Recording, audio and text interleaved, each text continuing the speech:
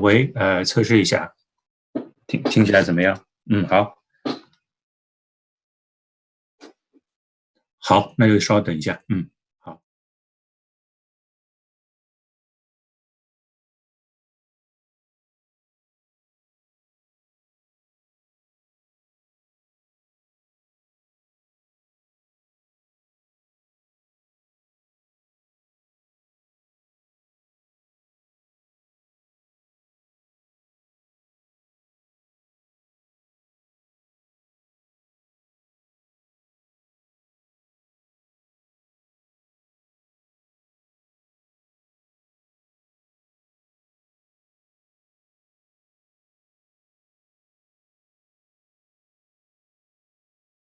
我们生活在史实中，人类从来没有过10亿人同时宅在家中。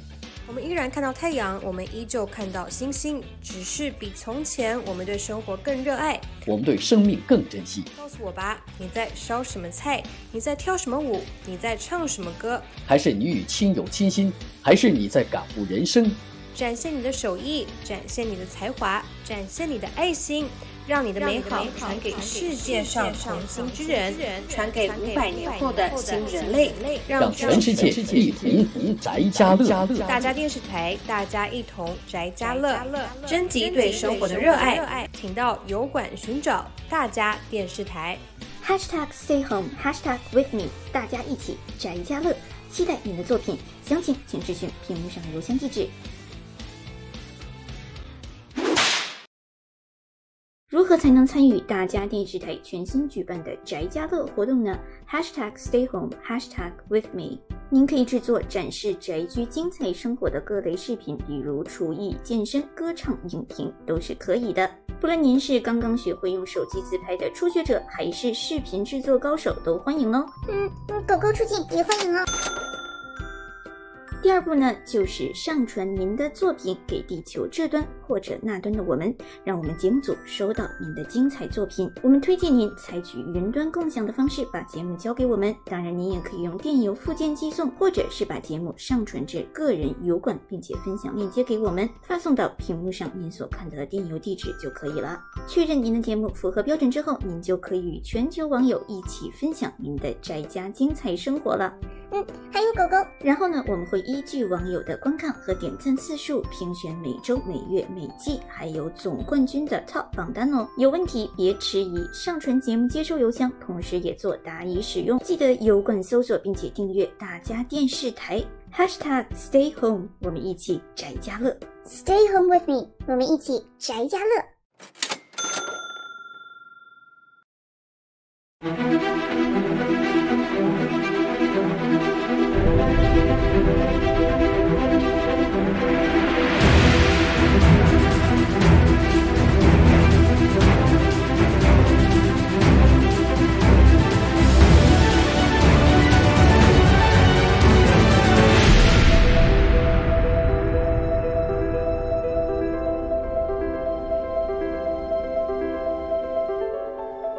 我们生活在史实中，人类从来没有过10亿人同时宅在家中。我们依然看到太阳，我们依旧看到星星，只是比从前我们对生活更热爱，我们对生命更珍惜。告诉我吧，你在烧什么菜？你在跳什么舞？你在唱什么歌？还是你与亲友倾心？还是你在感悟人生？展现你的手艺，展现你的才华，展现你的爱心，让你的美好传给世界上同心之人，传给500年后的新人类，让全世界一同宅家乐。大家电视台，大家一同宅家乐，征集对生活的热爱，请到油管寻找大家电视台。#Stay home #with me， 大家一起宅家乐，期待您的作品，详情请咨询屏幕上的邮箱地址。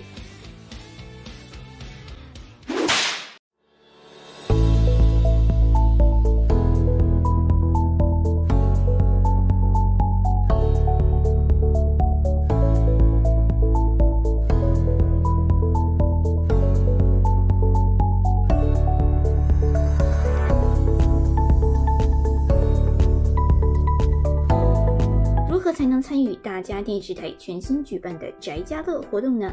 #Stay home #with me。您可以制作展示宅居精彩生活的各类视频，比如厨艺、健身、歌唱、影评都是可以的。不论您是刚刚学会用手机自拍的初学者，还是视频制作高手，都欢迎哦。狗狗出镜也欢迎哦。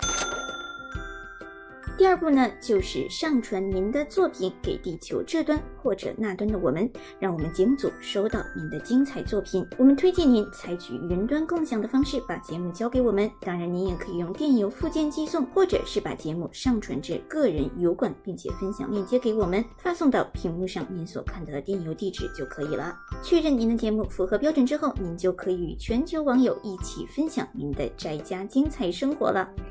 还有狗狗。然后呢，我们会依据网友的观看和点赞次数评选每周、每月、每季还有总冠军的 Top 榜单哦。有问题别迟疑，上传节目接收邮箱，同时也做答疑使用。记得油管搜索并且订阅大家电视台 #Stay Home， 我们一起宅家乐。 Stay home with me， 我们一起宅家乐。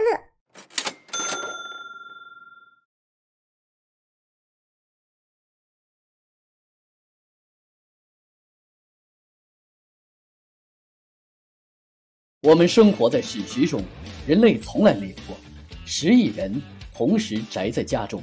我们依然看到太阳，我们依旧看到星星，只是比从前我们对生活更热爱，我们对生命更珍惜。告诉我吧，你在烧什么菜？你在跳什么舞？你在唱什么歌？还是你与亲友亲心？还是你在感悟人生？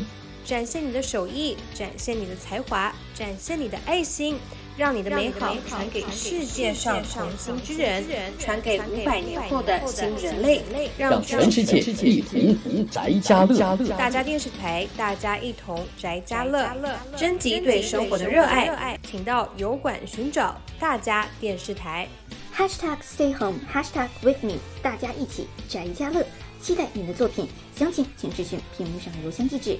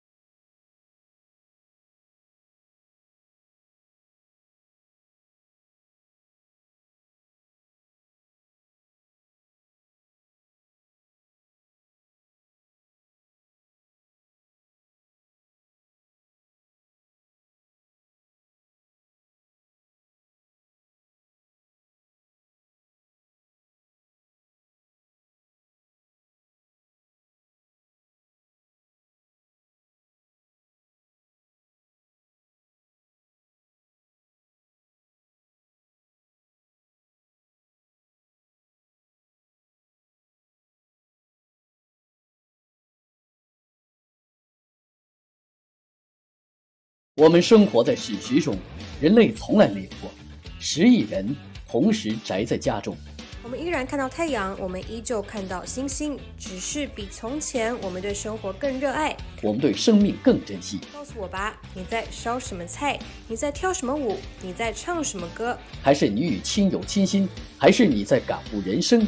展现你的手艺，展现你的才华，展现你的爱心，让你的美好传给世界上同心之人，传给500年后的新人类，让全世界一同宅家乐。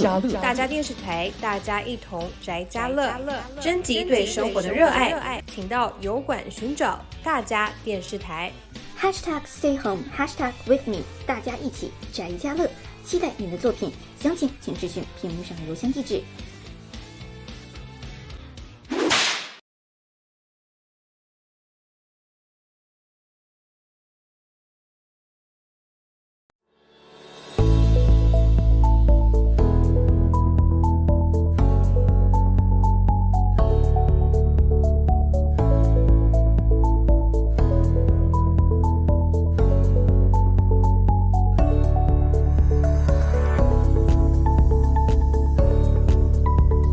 才能参与大家电视台全新举办的宅家乐活动呢？#Stay home #with me。您可以制作展示宅居精彩生活的各类视频，比如厨艺、健身、歌唱、影评都是可以的。不论您是刚刚学会用手机自拍的初学者，还是视频制作高手，都欢迎哦。狗狗出镜也欢迎哦。第二步呢，就是上传您的作品给地球这端或者那端的我们，让我们节目组收到您的精彩作品。我们推荐您采取云端共享的方式把节目交给我们，当然您也可以用电邮附件寄送，或者是把节目上传至个人油管，并且分享链接给我们，发送到屏幕上您所看到的电邮地址就可以了。确认您的节目符合标准之后，您就可以与全球网友一起分享您的宅家精彩生活了。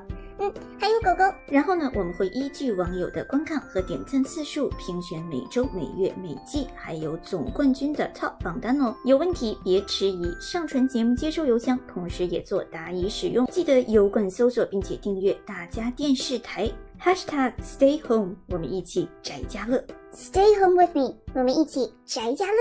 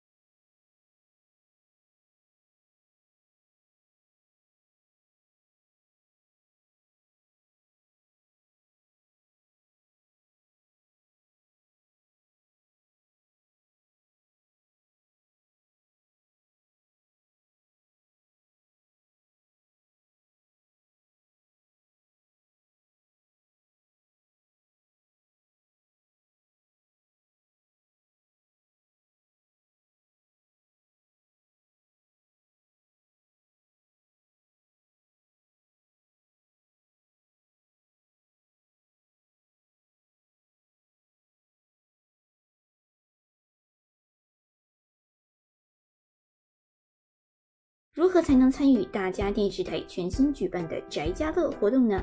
#StayHome #WithMe。 您可以制作展示宅居精彩生活的各类视频，比如厨艺、健身、歌唱、影评都是可以的。不论您是刚刚学会用手机自拍的初学者，还是视频制作高手，都欢迎哦。狗狗出镜也欢迎哦。第二步呢，就是上传您的作品给地球这端或者那端的我们，让我们节目组收到您的精彩作品。我们推荐您采取云端共享的方式把节目交给我们，当然您也可以用电邮附件寄送，或者是把节目上传至个人油管，并且分享链接给我们，发送到屏幕上您所看到的电邮地址就可以了。确认您的节目符合标准之后，您就可以与全球网友一起分享您的宅家精彩生活了。还有狗狗。然后呢，我们会依据网友的观看和点赞次数评选每周、每月、每季还有总冠军的 Top 榜单哦。有问题别迟疑，上传节目接收邮箱，同时也做答疑使用。记得油管搜索并且订阅大家电视台 #StayHome， 我们一起宅家乐。 Stay home with me， 我们一起宅家乐。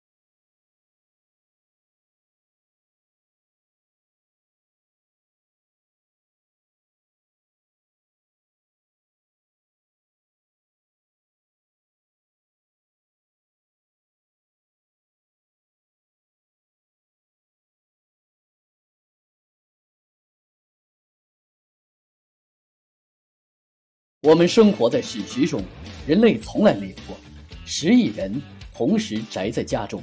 我们依然看到太阳，我们依旧看到星星，只是比从前我们对生活更热爱，我们对生命更珍惜。告诉我吧，你在烧什么菜？你在跳什么舞？你在唱什么歌？还是你与亲友亲心？还是你在感悟人生？展现你的手艺，展现你的才华，展现你的爱心，让你的美好传给世界上同心之人，传给500年后的新人类，让全世界一同宅家乐。大家电视台，大家一同宅家乐，征集对生活的热爱，请到油管寻找大家电视台。#StayHome #WithMe， 大家一起宅家乐，期待你的作品，详情请咨询屏幕上的邮箱地址。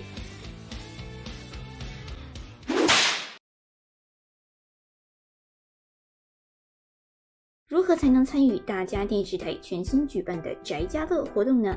#StayHome #WithMe。 您可以制作展示宅居精彩生活的各类视频，比如厨艺、健身、歌唱、影评都是可以的。不论您是刚刚学会用手机自拍的初学者，还是视频制作高手，都欢迎哦。狗狗出镜也欢迎哦。第二步呢，就是上传您的作品给地球这端或者那端的我们，让我们节目组收到您的精彩作品。我们推荐您采取云端共享的方式把节目交给我们，当然您也可以用电邮附件寄送，或者是把节目上传至个人油管，并且分享链接给我们，发送到屏幕上您所看到的电邮地址就可以了。确认您的节目符合标准之后，您就可以与全球网友一起分享您的宅家精彩生活了。还有狗狗。然后呢，我们会依据网友的观看和点赞次数评选每周、每月、每季还有总冠军的 Top 榜单哦。有问题别迟疑，上传节目接收邮箱，同时也做答疑使用。记得油管搜索并且订阅大家电视台 #StayHome， 我们一起宅家乐。 Stay home with me， 我们一起宅家乐。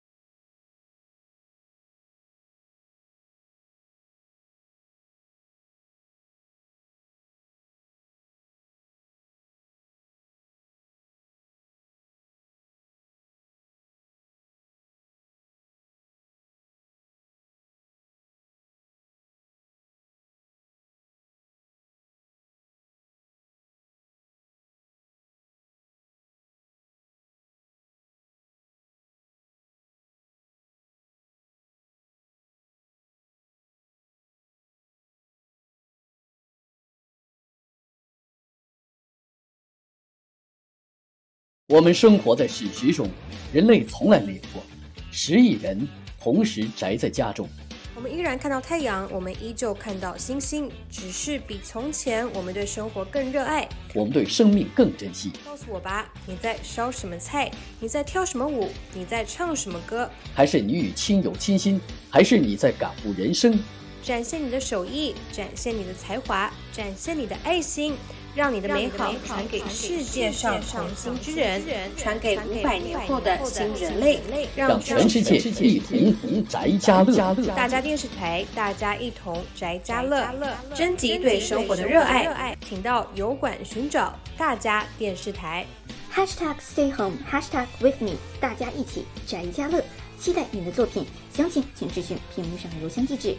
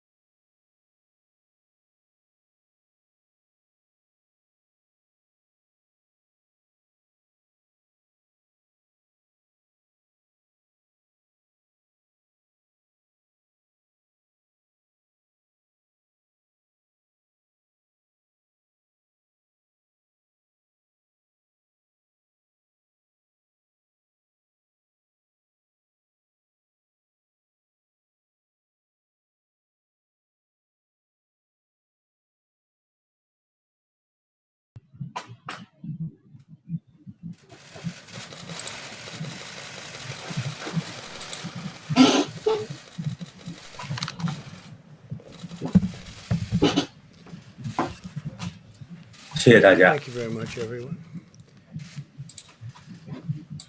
Our country is in the midst of a 我 great 们国家 national 正在 trial, unlike any we 面对 have 史无 ever 前例的 faced 挑战。 before. You all see it. You see it probably better than most. We're at war with a 我 deadly 们 virus. 和 Success 这 in 个 this 致命的 fight 病 will 毒正在 require 进 the 行 full, 斗争， absolute measure of our collective strength, love, 我 and 们需要 devotion. 团结合作。 Each 我 of 们每 us 个人 has the 都有自己的 power 力量， through 以 our 及我们 own 的选 choices 择 and actions to save American 怎么 lives and 来 rescue 拯救 the 美 most 国人。 vulnerable among us.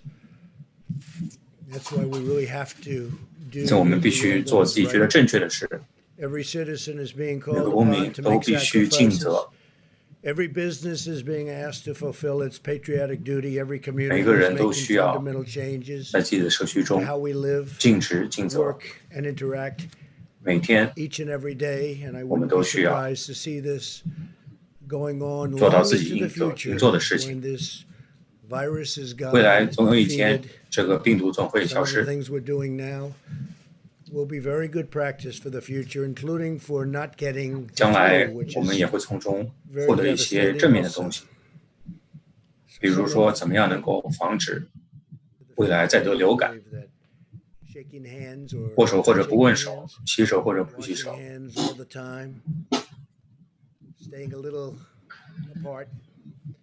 15天之前，我们发布了一本如何指导在疫情之下日常生活的准则。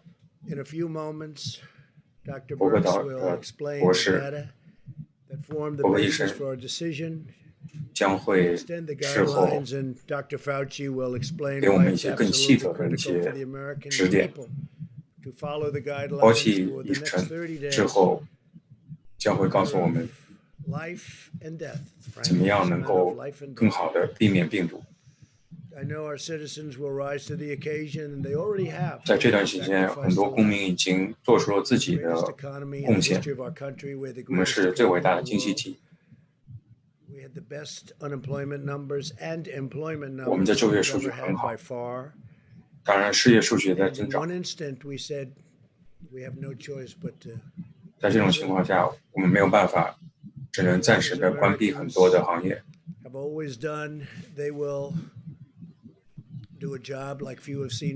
在这种情况下，美国人只能做出一些的贡献和牺牲。在专家介绍之前，我们有贸易部以及小企业部门会介绍一些新的政策。2兆美元的经济刺激案会给予其中3000亿美元将会很快用于小企业的贷款。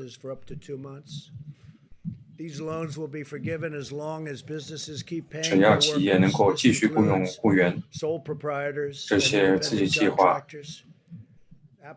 就会持续下去。这周五4月3号开始，这项政策就会开始实行。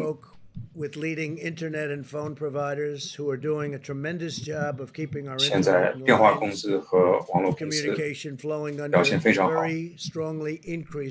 帮助我们的在家隔离的人的网络和通讯能够保持正常。大家都在打电话，都在每天上网。Hans Vestberg of Verizon Communications, Randall Stevenson 包括 Verizon, AT&T, T-Mobile, Thomas Rutledge of 以及一些 Charter 其他的 Communications, Brian 电信公 Roberts 司 of Comcast, John Malone of Liberty Media, Dexter Goy of Altice, Michael Combs of Sprint, and Araya Borkoff of LionTree.Also, Pat Esser of Cox Communications and Jeffrey Story of CenturyLink. 各大电信公司都表现得非常好。如果你看其他加州的话，欧洲他们的疫情情况非常不同，他们的现状也和我们不太一样，他们的问题很严重。其他国家、其他大洲的问题都很严重。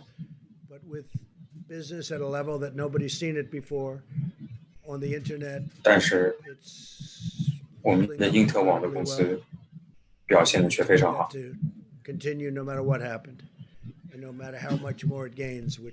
接下来我们会看到这些公司有更好的表现。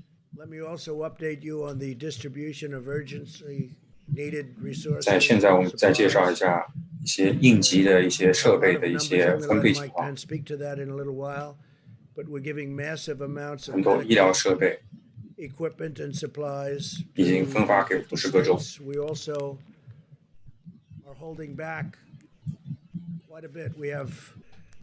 我们也有1万个呼吸器，现在准备要分发出去，还有其他一些设备也准备要分发。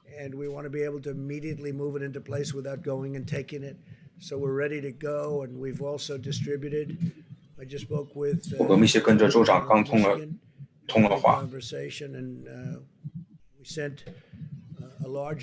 我们将会给予他们更多数量的空气机，以及给予像纽约、新泽西。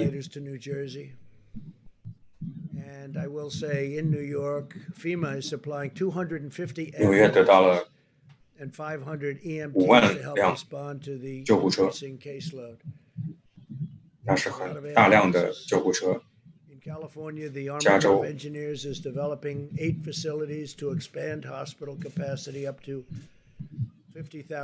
获得了大约5万个医疗用床。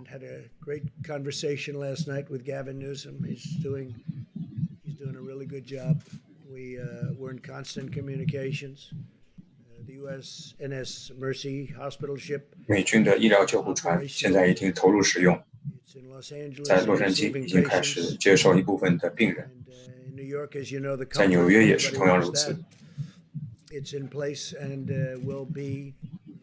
很快就会有大量的病人上到医疗救护船上。FEMA has also provided 100 travel trailers to assist with housing needs, and we're ordering hundreds more in Michigan. FEMA will soon deliver, in addition to the ventilators, 除了250 beds. 呼吸器之外，还有一些医疗用床也将投入使用。同时，我们也会建造新的一些医疗中心，来收纳病人。250 beds, so we may be doubling it up soon, depending on the need. They're doing a good job with beds in Michigan, but they may need more than the 250. So, 密歇根州可能会需要更多的医疗用床。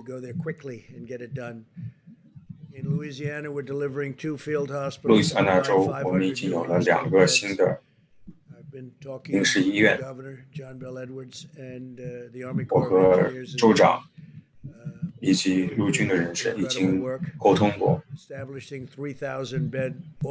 我们会提供新的，包括3000个医疗用床在内的一些设备。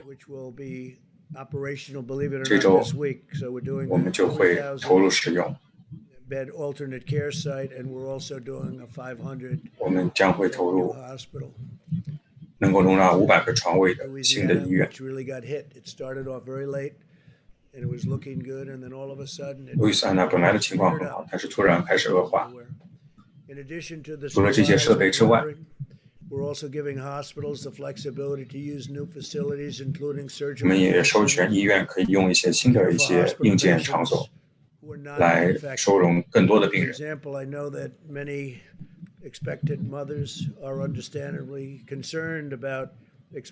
些孕妇和新生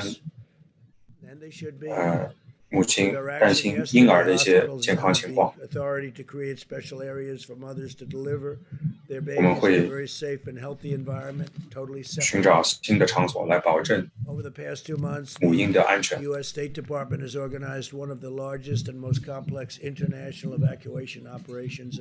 此时正在采取一个全球最大规模的这个人口的一个撤离和运营计划。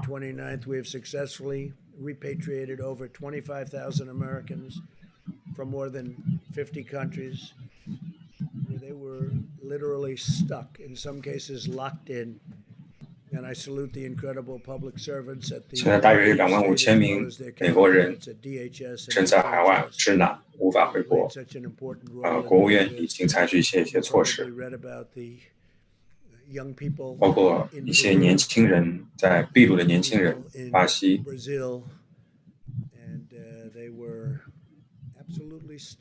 很多人都在海外的一些国家没有办法回国，我们尽全力能够帮这些人回到美国。我希望所有的美国人能够坚持下来，我们接下来还会有一段比较困难的时期。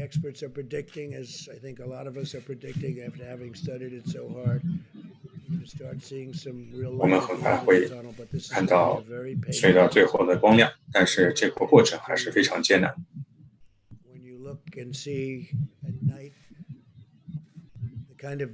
现在每天看到有大量的死亡人数。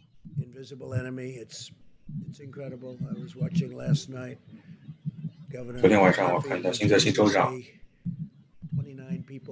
昨天说他们的州29个人死亡。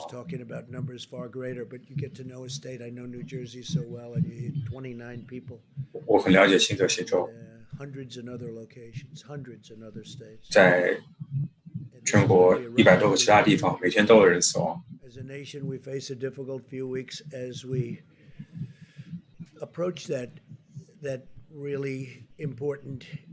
我们总有一天，我相信会有一天会看到情况得到控制。在这段时间，我们需要坚韧、坚持。这段时间，我们需要每个人都尽其所能，做出贡献。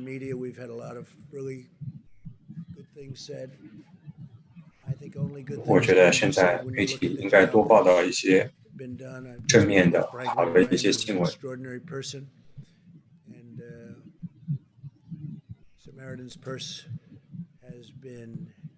Like so many others, just been amazing and so fast. They did it so fast. He's been doing that for a long time, but I think people are really seeing what they have done. Franklin Graham, very special family. As we send plane loads of masks, 现在有大量的口罩、手套、医疗用品都被分发到美国的各大的地方。我们祈祷医护人员、医生、护士，包括警察、卡车司机、卫生工作人员们，所有那些正在为包括纽约在内的美国各地人民的身体健康所奋斗的那些医护人员，希望他们能够坚持下去。Seeing it all my life, my young life, and I will tell you that to see the scenes of trailers out there and what they're doing with those trailers, they're freezers, and nobody can even believe it. 现在看到很多的拖拉机以及收容尸体的一些设施，以及医院的一些情况，我感到非常的震惊，因为很多的医护人员和工作人员，他们表现出的这种英勇献身的精神，就像在打仗一样，让人非常尊敬。所有的这些人，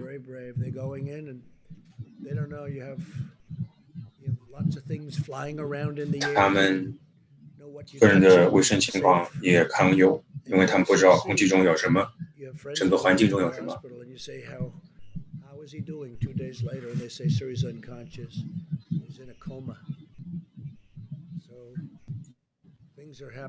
所以现在的情况是史无前例的，在我们的国家没有出现过。很多情况都是前所未见。我相信我们最终能够获得胜利，希望能够是在尽快的一段时间内。那我们现在请公共卫生的一些专家，包括医生以及副总统彭斯，给大家介绍一下最近的一些数据以及一些抗疫的最新情况。谢谢大家。谢谢总统。Thank you, Mr. President. If I can have the first slide, please. So always, and that's what the sign is labeled, is goals of community mitigation. 就是每个社区它的一个救治的一个情况。It is community and the community of the American people that are going to have to do the things 接下来30天，每个美国社区需要做的。你看一个那个黑色的一个线状图。And domestic modelers from Harvard, from Columbia, from 是有很多 from Imperial, who 包括各个大学的一些专家帮助我们所塑造的这样一个模型。你们可以看到这两个弧线显示了，如果我们措施正确的话，会产生什么样的一些影响。现在从150万到220万之间的美国人已经受到影响。研究显示，如果我们社交能够控制一定的距离，如果人能够隔离在家的话，如果大家能够勤洗手，不去碰脸的话，会给美国的一些现在的病疫情况带来多少的影响？你看到一个蓝色的图，就可以显示这个情况可以受到怎么样的控制。同时，现在华盛顿州也有这样一个曲线，现在病例的数量已经增长。可以借鉴西班牙、中国、韩国、意大利的情况来看一下。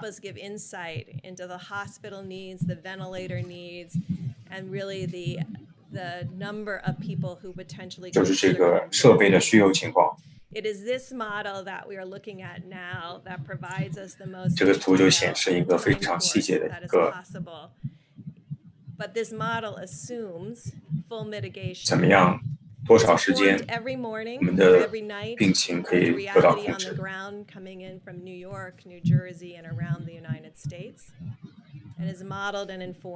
每天早上都会根据数据做调整，所以每天这个数据都会调整。这个是预估的这个死亡人数的这样一个线状图。这个显示的是接下来2周的一个情况。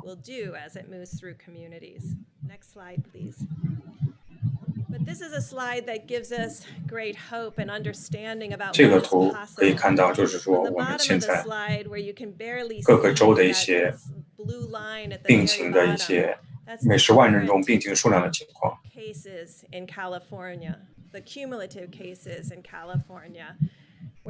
纽约、加州。The next line up is Connecticut. The orange line is New Jersey. 橘红色是新泽西，蓝色是纽约。The yellow line is Washington. 黄色是华盛顿州。1个月之前，华盛顿州的情况是最严重的，但是现在他们整个居民以及他们的医护人员都团结起来，很快进行检测、就诊。可以看到，就是华盛顿州的情况。包括加州的情况现在都得到控制，但是如果接下来不延续的话，任何事情都可能发生。所以现在所有人，大家都想知道所有州的情况。我们可以看到这个情况。可以看到纽约、新泽西以及人口非常类似的情况。我们接下来30天，除了剩下的48个州之外，能够保持比较低的数据。希望我们不会有在其他州有更多的增长情况。希望所有人能够合作团结起来。所有的全球的医护人员能够合作起来，下决心来控制这样的疫情。这是一个一个社区所体现出的情况。我们需要每个人、每个美国公民都要做出贡献，符合、遵守美国白宫提供的一个治疗原则。我们看一下下面一个图。So this is what gives us a lot of hope. This is the 这是意大利的一个病例数的情况。And you can see 你可以看到意大利的情况已经见顶，数据已经开始下降。我们可以看到，如果国家能够在防护措施上做好的话，它的变化是很可喜的。And the graphic of many of the states that gives us hope of what is possible with continuing for another 30 days. Amidst all that hope, I must say that like we warned about Detroit and Chicago, we start to see changes in Massachusetts, New Orleans continues cases, 情况正在得到趋缓。 And I think it really shows the depth of dedication of 这展示了美国人 people to the 和医护工作人员 because they can see the strain that this puts 每 on 个人 every 他们 nurse, 做出的贡 doctor, 献。 respiratory therapist, pharmacist, and laboratory technician. It's working together to stem this tide of unrelenting sick people coming to their doors. No one has been turned away. 现在每个人 No 在 one 这个 has 情 needed 况， ventilation. 每个人都需要设备， But you 每 can 个人都 see 有 how 压力， stressful it is for each of them. So I know it's stressful 压力 to 现在 follow 很 the 大。 guidelines, but it is more stressful and more difficult to the 每个 soldiers 人 on the front. 遵守秩序 As we 可能很难 started and we will， 但 end, 是医护人员 it's 他们情况更难。 communities that will do this. There's no magic bullet. 现在暂时还没有一个神奇的能够 It's just behavior. 改变病情的一个良药。 Our behaviors translating into something 现在需要我们每个行为、每个人的行为、每个人的做法 over the next 都能够考虑到大家的利益。 Thank you very much, Dr. Burns. 总统、 Mr. 副总统 President, Mr. Vice President. 您好， So what Dr. 我和医 Burns 生 has 已 really 经说得非常清 said 楚。 very simply is that there are really 现在 two 只有两种 dynamic 力量 forces that 来 are opposed 改 to 变 each 这 other 个情 here. 况。 As I've mentioned several times in our briefings, the virus, if left to its own devices, will do that dark curve that Dr. 病 Burns 情 showed you. 就像我们正常的 The 春 other 天的线状 dynamic 图一样， force is what we are doing, 总会见 what 顶。 we're trying to do, and what we will do in the 那我们 form 所要做的 of 就是 mitigation. 能够 Now, 控制这种 these 情 are 况。 very revealing bits of data because you saw what happened 你看到 in 了 Italy, where you make the 意大利已经 turnaround 出现了 curve 趋 and 缓， go. That doesn't happen all at once. 它不是随时都能出现，也不是一下子就 If 出 I 现。 explain the steps, which I will, you'll see why we 我们现在 are 相 really 信 convinced 病情的趋缓 mitigation is going to be doing the trick 是 for us. Because what you have is you have 现在看到 increase in new cases 就是 at a 新案例 certain rate. 新的病情 Increase in new cases begin to level off. The secondary effect is less 能够趋缓， hospitalizations. The 那么 next effect 住 is 院 less intensive care, and the 就 next 诊的人 effect is 死亡 less 人数 deaths. 等等都会下降。 The deaths and the intensive care and the hospitalization always lag behind that early indication that there 死亡 are 人 less 数 new cases 就诊人数 the way we saw in Italy and the way we're likely 现在来看的话 I wanna 都 jump 会 the 在 gun on it. We're 就 seeing 是 little 确认的病 inklings 诊 of 数 this 之后 right 才 now 产 in 生。 New York. So what we're going to see, and that's we got to brace ourselves.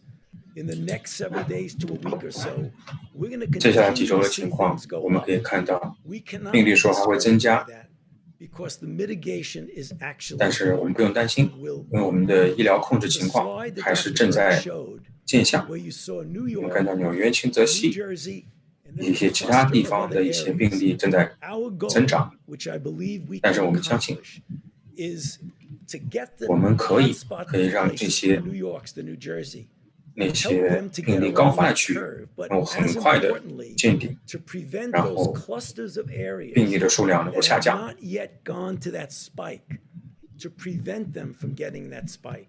And the answer to that 我们一定要控制病情。 now, the 15 days 我们 that 接 we 下来， had 我们之前15天的一些 clearly 控制 have 的 had an effect. 措 Although 施 it's tough 虽 to 然看不 quantitate 清楚 because of 它的 those 具体的 two 效果， opposing 但是已经 forces. 起到了效用。 But the reason why 但是我 we 们还 feel 是非 so 常 strongly 有信心， about the necessity 我们 of 需 the 要 additional 30在1个 days 月的时间 is that 来 now is the time 控制病情。 whenever you're having an effect not to take your foot off the accelerator 现在我 and 们 on 需要 the 所有 brake, 人 but to 能 just 够 press it down 继续 on the 努力， accelerator. And 继续 that's 加 what I 油。 hope 都要停止现在的防控病情的措施。之前我说过，我们是一个非常强大、有韧性的国家。我们过去的历史上经历过很多艰难的时刻，现在很难，人们正在死去，正在得病。从社会和经济情况来看，确实很难，但是我们只能找出解决的方案，能够向前看，能够看接下来30天，我们需要能够做到所有的一切来改变这种情况。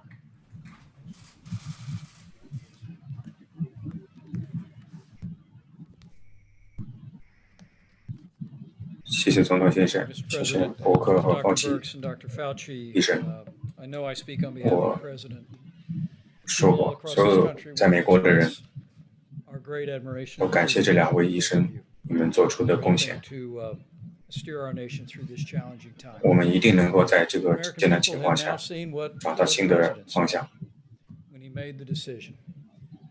现在15天的措施已经生效了，现在我们希望能够有更多的人能够遵循我们提出的新冠病毒时期的一个操作守则。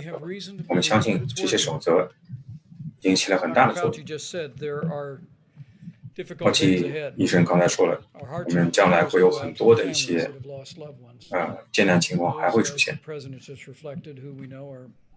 很多人现在此时此刻正在经历艰难挣扎，但是我们每个人都要有信心，因为你能够为你和你的家庭健康所做的措施，能够给予我们的医院能有更多的资源，能够参与到这场对于新冠病毒的战争中。现在我们还有30天时间，能够让这个病情得到控制。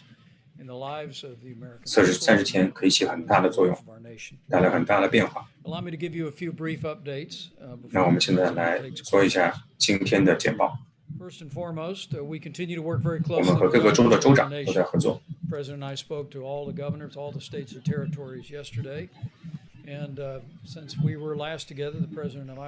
我们总统和我已经和很多州长都通过话，一些跟纽约、路易斯安那州的州长。现在我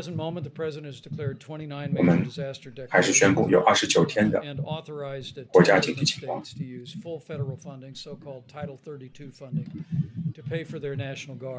我们的国民警卫都将在这段时间得到经济上的补偿。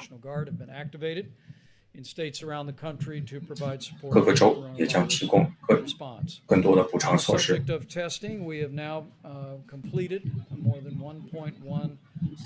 在美国已经检测了110万的病例。我们希望能够建造更多的测试的中心。我们和伊利诺伊的州长也谈过建立一个新的检疫的中心。我们提醒每个州的州长以及所有的医疗实验室能够每天向疾病控制中心报告你们的情况，每天尽量的都要和我们进行保持沟通。同时我们和州长强调，以及所有的新闻机关，如果需要，你们可以用国民警卫队来运送医疗的设备。我们现在已经有几百单位的医疗设备正在全国正在分配。如果你们需要的话，可以用到这些国民警卫队来运送这些医疗设备。我们已经运送了超过1100万件的口罩、呼吸器以及其他的一些医疗用品。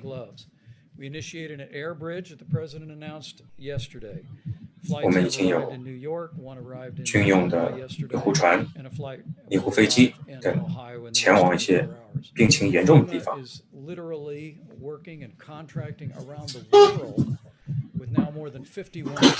现在每天有超过50次的航班都在运送人们急需的一些医疗物资，包括密歇根、路易斯安那、康州等地都会有大量的物资得到补充。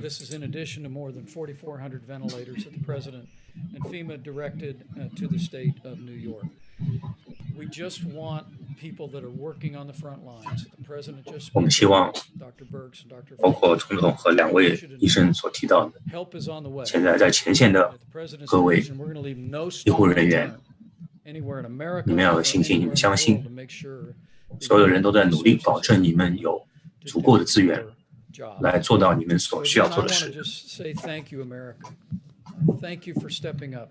我谢谢你们所有人在过去15天做出的努力和牺牲，以及千千万万已经受到影响的人。我希望你们每个人能够遵循我们颁布的准则，以及各地颁布的一些特殊时期的一些准则。在纽约、新泽西、康州等地，希望你们当地的居民不要旅行。如果你们真的要外出的话，希望能够自我隔离14天，检查自己的体温。我们希望我们能够保证你们的健康，能够控制病情。最后，就像总统说的，现在美国的一些商业企业也遇到了一些挑战。明天我们会去沃尔玛获取一些其他的一些超市，来看一下美国现在这个情况下购物一些必备物资的供给是什么样的情况。我们现在希望能保证每天食品的供应能够充足。我们每天都会努力工作，来帮助医疗工作者能够更好的工作。我们有100%的信心，希望能够看到各个州的州长也有信心，希望大家能够携起手来。这个信心才能够使我们度过这个难关，我们一定会共度难关。Just to be clear, what is the projected death toll? Should people be reasonably good at following these mitigation measures? Well, if they're reasonably good, I guess we could say. 川普的总统讲话结束了，下面请大家收看提问环节。Fauci or Deb come up and say, I mean, I have numbers, but I'd rather have them say the numbers if you don't mind. It's a big question. So, of course, this is a projection, and it's a projection based on using very much what's happened in Italy and then looking at all the models. And so, as you saw on that slide, that was our real number, that 100,000 to 200,000. And we think that that is the range. We really believe and hope every day that we can do a lot better than that, because that's not assuming 100% of every American does everything that they're supposed to be doing. But I think that's possible. Over the next 2 weeks, you said the next 2 weeks are going to be very painful. Is the bulk of this going to happen over the next 2 weeks? You have an upslope. So as mortality, the fatalities to this disease will increase, and then it will come back down, and it will come back down slower than the rate at which it went up. And so that is really the issue, how much we can push the mortality down. Yeah. So our hope is to get that down as far as we possibly can. The modeling that Dr. Berg showed predicts that number that you saw. We don't accept that number that's what's going to be. We're going to be doing everything we can to get it even significantly below that. So, I don't want it to be a mixed message. This is the thing that we need to anticipate. but that doesn't mean that that's what we're going to accept. We want to do much, much better than that. But doctor, when we look at the curve, it goes much further in time. So we would have deaths and cases for much longer. I mean, we do expect. So you can put up slide number 2. So that's a generic. I'm sorry, if you can go back to the slides and put up slide 2. Okay, so what I showed you was a generic picture of what happens in an epidemic when you mitigate. So no mitigation, mitigate. This is based on the experience around the globe with this particular virus. And so it does have a tail, but the peak you can see by this projection, and this is the IHME data. The peak is over the next 2 weeks, and this is tracking mortality, so the number of fatalities from this virus. And so that's the part that we think we can still blunt through the superb medical care that every client is receiving, but also even more stringent people following the guidelines. I can't see the small characters, but are we seeing deaths until June? I can't really. This is June. This is June, so we would still see problems and deaths in June. It's a projection. It's a projection, of course. So, I mean, just getting back to what I said about the stepwise thing, deaths always lag. So you will be seeing deaths at a time when, as an epidemic, we're doing really, really well because the deaths will lag. Dr. Fauci, should Americans be prepared for the likelihood that there will be 100,000 Americans who die from this virus? The answer is yes. We need, as sobering a number as that is, we should be prepared for it. Is it going to be that much? I hope not. And I think the more we push on the mitigation, the less likelihood it would be that number. But as being realistic, we need to prepare ourselves that that is a possibility, that that's what we will see. A very short period of time for that to happen. Right. Can the country handle that in such a short period of time, within a couple of months? 50,000 a month. It will be difficult. I mean, no one is denying the fact that we are going through a very, very difficult time right now. I mean, we're seeing what's happening in New York. That is really, really tough. And if you extrapolate that to the nation, that will be really tough. But that's what it is, Jim, and we're going to have to be prepared for that. Yeah, I think because the model that was from IHME, that's based and heavily laden by the data that has come in from New York and New Jersey and Connecticut. So, that can skew to a higher peak and more significant mortality. If all of the other states are able, and all the other metro areas are able to hold that case number down, then it's a very different picture. But you have to predict on the data you have, which is heavily skewed to New York and New Jersey. Just one extra thing. Getting back to that, that's really an important slide that Dr. Berg showed. The cluster of other cities that are not New York and not New Jersey.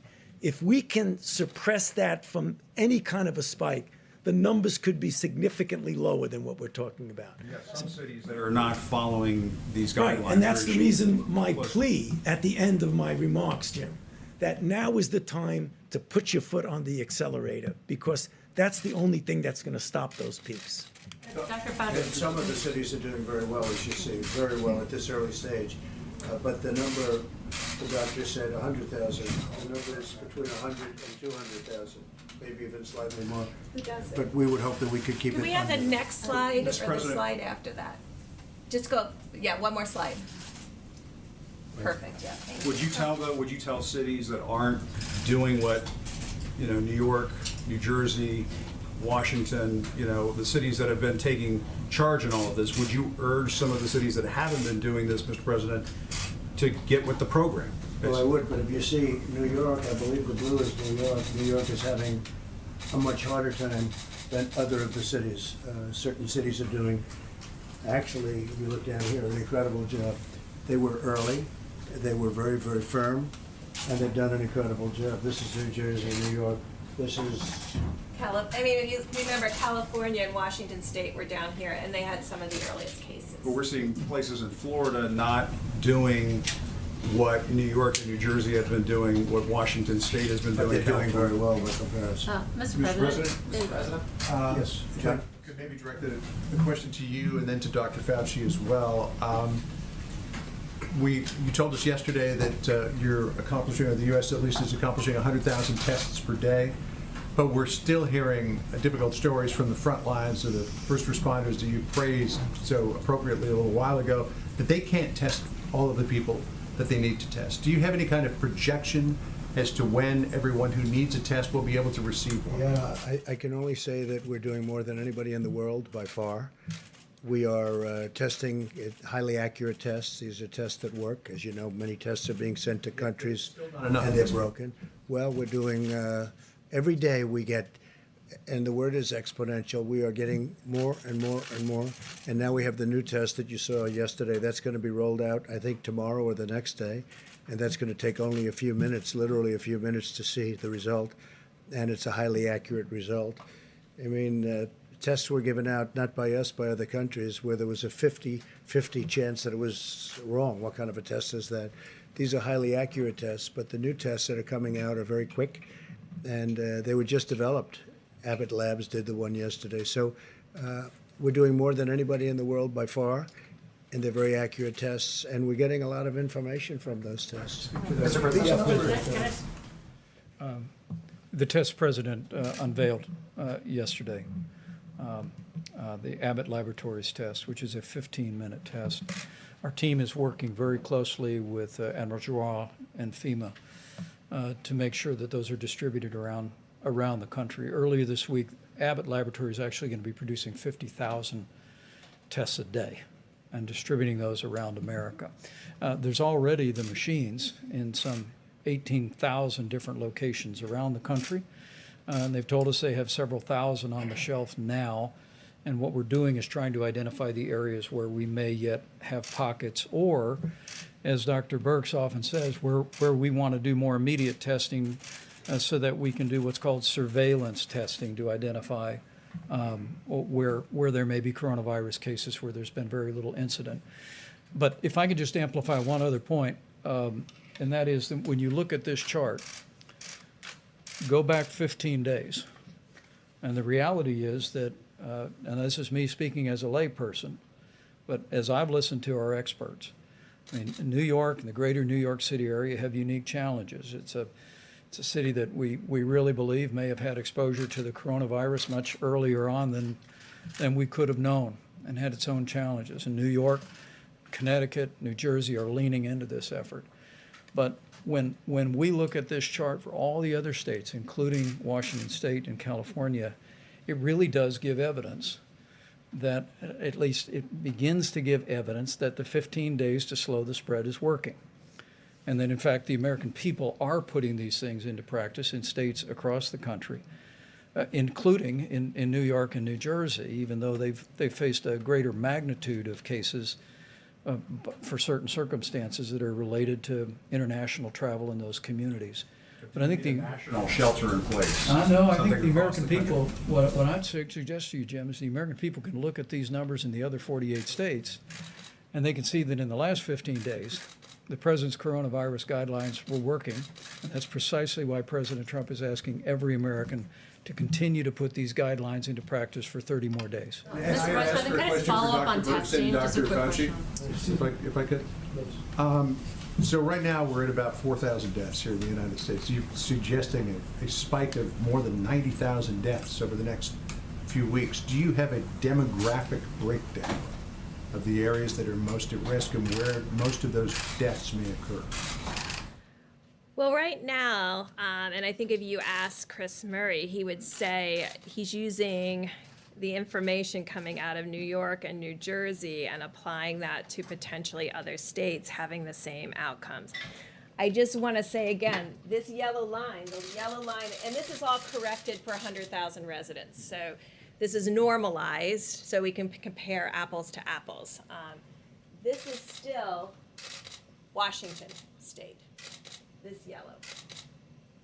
So they've been able to, for a long time of measuring cases, not have a spike. So it's possible, and we're watching very closely to make sure It doesn't have a spike. But that's what the people in Washington State are doing. This is what every community, Washington State early, about 2 weeks before New York or New Jersey. California, a week before New York or New Jersey, really talked to their communities and decided to mitigate before they started seeing this number of cases. And now we know that that makes a big difference. Early, as Dr. Fauci said, if you wait till you see it, it's too late. And again, do you have a demographic breakdown, Dr. Birx, of where these deaths may occur? So there's a demographic breakdown that we've discussed before related to mortality. And it's as we're seeing in New York exactly what we saw in Italy. Very low mortality, not to say that young people under 30 or young people under 40 aren't getting ill. They are, but most of them are recovering. So the profile looks identical to Italy, with increasing mortality with age and pre-existing medical conditions. And so that is holding in the same way. But what we're hoping is that through the work of communities, and again, it comes down to communities. This is communities deciding that this is important to them, to not have the experience of New York and New Jersey. And I think, we are worried about groups all around the globe. I mean, I don't know if you heard the report this morning, there's 8,000 ventilators in the UK. If you translate that to United States, that would be like the United States having less than 40,000 ventilators. We have 5 times that amount. So, I mean, these are the things that everybody is having to face. And I think the United States is in an excellent position from our medical care position, but we don't want to have to test that system. We want this to be a much smaller epidemic with much smaller mortality. Can I just follow up on the testing question real quick before we move on?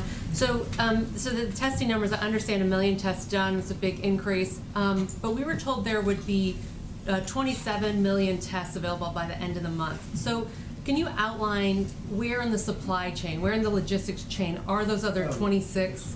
Yeah, where are the other 26 million tests right now? I think this is just for purposes of clarifications. There's a difference between sending a test that can be administered to a test being done.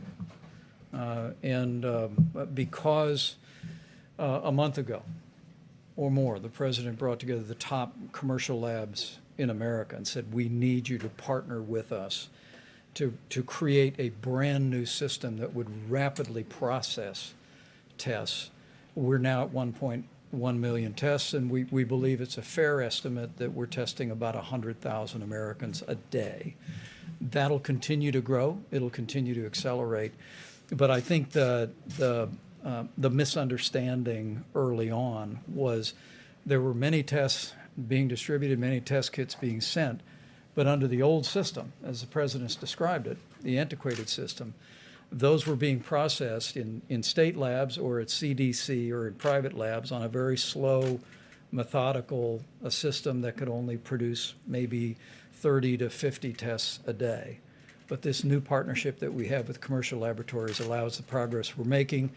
But the breakthrough with Abbott Laboratories now moves to point of care, which means you're going to have devices and tests that people will literally be able to take at their doctor's office, at a hospital, at a clinic, at a nursing home, and have the results in 15 minutes. So those 26 million tests we were talking about, were those tests under the old antiquated system? And yes. Now, so are we still even using those 27 million tests, or have we just completely moved on to the point? The answer is yes, now so through the new system. Even today, which is, I have to say, coming out of laboratories and developed tests and worked on vaccines and then gone to the field to actually combat epidemics, it is disappointing to me right now that we have about 500,000 capacity of Abbott tests that are not being utilized. So they are out, they're in the States, they're not being run and not utilized. So now we have to figure out, how do we create awareness? Because sometimes when you put an early platform out,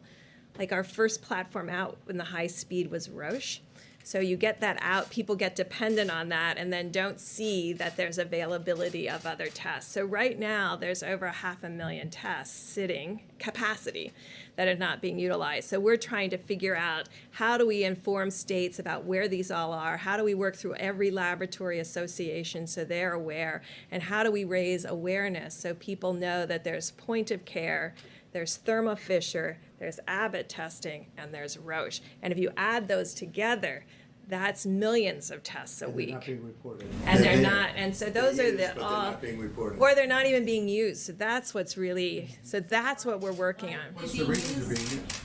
Because when people get used to a single platform, they keep sending it back to that lab. So it's getting in a queue to wait to get on a Roche machine rather than being moved to this other lab that may have Abbott capacity, because they're all in different laboratories. And so I think, well, actually Admiral Giroir is figuring it out to really create some kind of visual so that every governor and every health commissioner can see all of their capacity in their countries, in their states, county by county, so that they know where the tests are. So we pushed a lot of tests out, but they're not all being utilized. And it's up to the people, and they don't send them back. They use them, they don't send them back.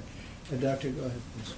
No, Dr. Birx explained it very, very well. I just want to get back, John, to your question. It's a logical question. When you look at the number, you want to know what the demography is going to be.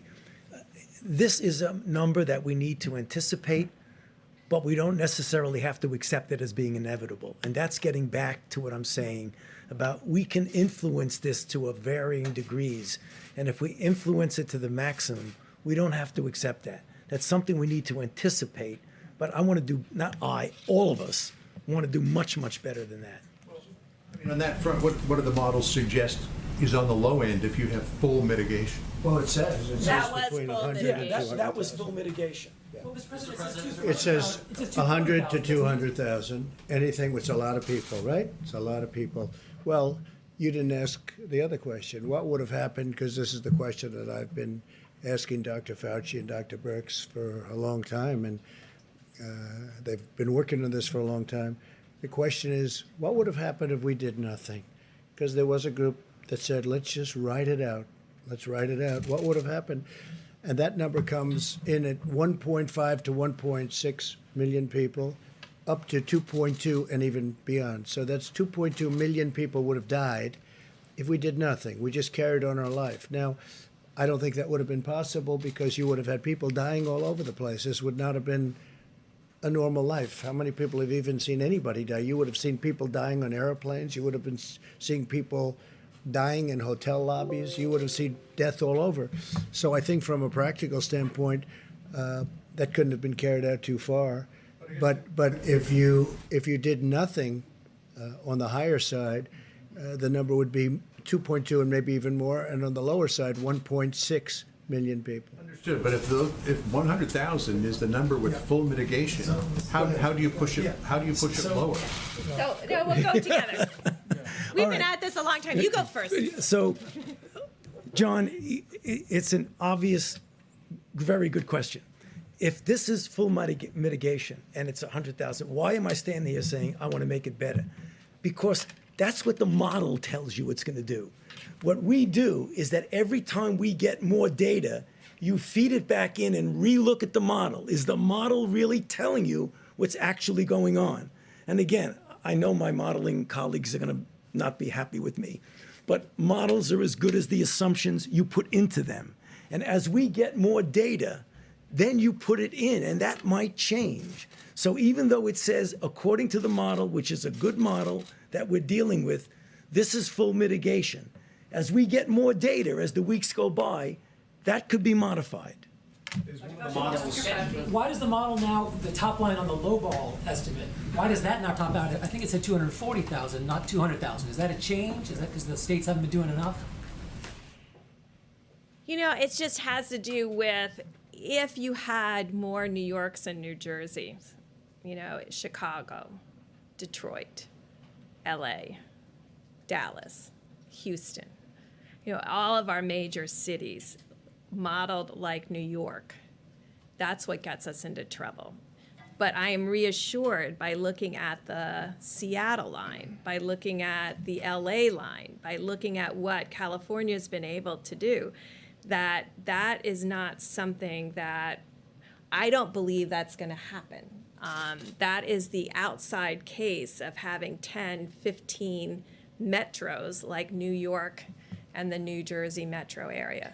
New York had community spread pretty early undetected, so don't many of those other states, if not more of them, who had even less information, aren't they likely to see the same spike? Well, California and Washington State reacted very early to this.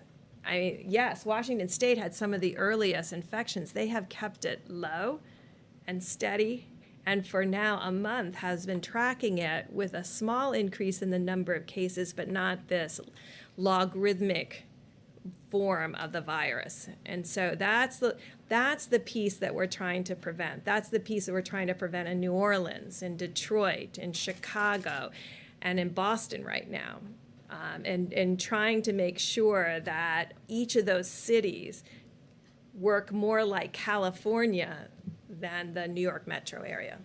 Mr. President, I just wanted to get your thoughts on face masks. We asked you about this yesterday, and you signaled you were thinking about it. Just to end the last topic, though, I think I could say this because I spoke to Dr. Birx before and to Dr. Fauci. For whatever reason, New York got off to a very late start. And you see what happens when you get off to a late start. New Jersey got off to, and I think both governors are doing an excellent job, but they got off to a very late start. When you look at Washington State, if you remember, that all started in a very confined nursing home. And you had 20-some-odd people, I believe, dying in one home. That doesn't mean it escaped that home, and so they have a very different statistic than other states. But, I mean, I remember it very vividly, the nursing home in Washington State, where you had many people dying. Every day people were dying in the one exact location. So they were able to keep that, relatively speaking, into that location. But on the facial coverage. Were you surprised when you saw these projections? The numbers are sobering. They're very sobering, yeah. When you see 100,000 people, that's at a minimum number. Now, what we're looking at, and as many people as we're talking about, whatever we can do under that number and substantially under that number, we've done that through really great mitigation. We've done that through a lot of very dedicated American people. That 100,000 is, according to modeling, a very low number. In fact, when I first saw the number, and I asked this a while ago, they said it's unlikely you'll be able to attain that. I think we're doing better than that. Now, I think we have to see, but I think we're doing better than that because, as John said, that would be, a lot of lives taking place over a relatively short period of time. But think of what would have happened if we didn't do anything. I mean, I've had many friends, business people with great, actually, common sense. They said, why don't we write it out? A lot of people have said, a lot of people have thought about it. Write it out. Don't do anything. Just write it out and think of it as the flu. But it's not the flu. It's vicious. When you send a friend to the hospital and you call up to find out how is he doing, it happened to me, where he goes to the hospital, he says goodbye, he's sort of a tough guy, a little older, a little heavier than he'd like to be, frankly. And you call up the next day, how's he doing? And he's in a coma? This is not the flu. So we would have seen things had we done nothing. But for a long while, a lot of people were asking that question, I think, right? I was asking it also. I mean, a lot of people were saying, well, let's just write it out. This is not to be written out, because then you would have been looking at potentially 2.2 million people or more. 2.2 million people in a relatively short period of time. If you remember, they were looking at that concept. It's a concept, I guess, it's a concept. If you don't mind death, a lot of death. But they were looking at that in the UK, remember? They were very much looking at it. And all of a sudden they went hard the other way because they started seeing things that weren't good. So they were, they put themselves in a little bit of a problem. Now Boris tested positive, and I hope he's going to be fine. But in the UK, they were looking at that. And they have a name for it, but we won't even go by the name. But it would have been it would have been very catastrophic, I think, if that would have happened. But that was something that everybody was talking about, Steve, like, just don't do anything. Don't do anything. Forget about everything. Just write it out. They use the expression, write it out. We would have had, at a minimum, 1.5, 1.6, but you would have had perhaps more than 2.2 million people dying in a very short period of time. And that would have been a number that the likes of which we've never seen. So now when we look at our package that we just approved for $2 trillion, all of a sudden it seems very reasonable, right? When you're talking about 2 million lives, all of a sudden it seems very reasonable. I must say, a lot of people that have been seeing the more advanced numbers, because these are much more advanced numbers now. You know, when you first started, we didn't know, and this was a different kind of a virus, and nobody knew that much about it. Even the experts, you don't really know where it's going. But then they see what goes on in Italy, and they see what goes on in Spain. And you see France is having a very hard time, and other countries having a very, very hard time. But once they see what's going on, they start making projections. So I hope they're going to be very high projections, but based on everything else, that would be the number. Let's see if we can do much better than that. I hope we can. Yeah, John? What about masks? You didn't answer a question about masks. The masks. What's your recommendation? Okay. Well, I understand there's an issue with supplies, That's right. but if there was enough this for way. You know, you around- can use a scarf. A scarf is, everybody, a lot of people have scarves, and you can use a scarf. Scarf would be very good. And my feeling is if people want to do it, there's certainly no harm to it. I would say do it, but use a scarf if you want, you know, rather than going out and getting a mask or whatever. We're making millions and millions of masks, but we want them to go to the hospitals. I mean, one of the things that Dr. Fauci told me today is we don't want them competing. We don't want everybody competing with the hospitals where you really need them. So you can use scarves. You can use something else over your face. It doesn't have to be a mask. But it's not a bad idea, at least for a period of time. I mean, eventually you're not going to want to do that. You're not going to have to do that. This is going to be gone. It'll be gone. Hopefully gone for a long time. Mr. President, the mitigation steps that are on your 30-day plan, is that enough or is more needed? Have you been discussing that? Well, we're going to find out. behind We the scenes? hope it's enough. We hope it's enough. We hope we're at a level where we could say, let's go, because our country wants to get back to work. We really want to get back. Everybody wants to get back to work. Now, I could ask the doctors to answer that question, but we discuss that all the time. What do you think? Have they been recommending harsher Well, I mitigation steps? think we've been very harsh. I mean, you look at the streets. I looked at Fifth Avenue today on camera, and I didn't see anybody walking on the street. And I'm used to watching that street. You can't even see. You can't see the asphalt. You can't see the concrete. And you look at this, nobody. There was one car. It looked like it might have been a taxi cab, and it was in a time of the morning that normally there'd be a lot of people. I mean, you know, I think the mitigation's been very strong. Please, Mr. President, will you confirm your plans to defer tariff payments for 90 days? And secondly, on in-person... I didn't do anything about tariff payments. I don't know who's talking about tariff payments. They keep talking about tariff payments, and we haven't done that. China's paying us. We made a deal with China. Under the deal, they're paying us 25% on $250 billion, and they pay it. And I spoke with President Xi the other day, and he didn't mention that. We didn't mention that. We had a great conversation, by the way, a really productive conversation having to do with many things. Most of it was on the virus, but. You know, we're not talking. Who are you with? Who are you with? If I could just clarify. Whoa. Who are you with? Wall Street Journal. Oh. There's reporting by the Wall Street Journal and Bloomberg that there's a plan in motion. I know it's incorrect reporting. Well, it might be, but I'm going to have to approve the plan. The one thing I will tell you, I approve everything, and they haven't presented it to me. So therefore, it's false reporting. So therefore, don't do the story. If we're going to do something, I'd be glad to let you know. There's nothing wrong with doing it, but we'll let you know. Yeah, please, let a couple of facts, then we'll get back to you, John. Go ahead. Thank you, sir. Philip Whiteman with Real Clear Politics. I wanted to ask you about individual states issuing stay-at-home orders. What do you think, for instance, in Florida, Ron DeSantis has resisted urges to issue one of those, but he said moments ago that if you and the rest of the task force recommended one, that would weigh on him heavily. What sort of circumstances need to be in place for you to make that call and say this is something you should consider? Different kind of a state. Also, great governor, knows exactly what he's doing, has a very strong view on it. And we have spoken to Ron. Mike, do you want to just tell him a little bit about that? Well, let me echo our appreciation for Governor DeSantis' leadership in Florida. He's been taking decisive steps from early on and working closely with our team at the federal level. But let me be very clear on this. The recommendation of our health experts was to take the 15 days to slow the spread and have the president extend that to 30 days for every American.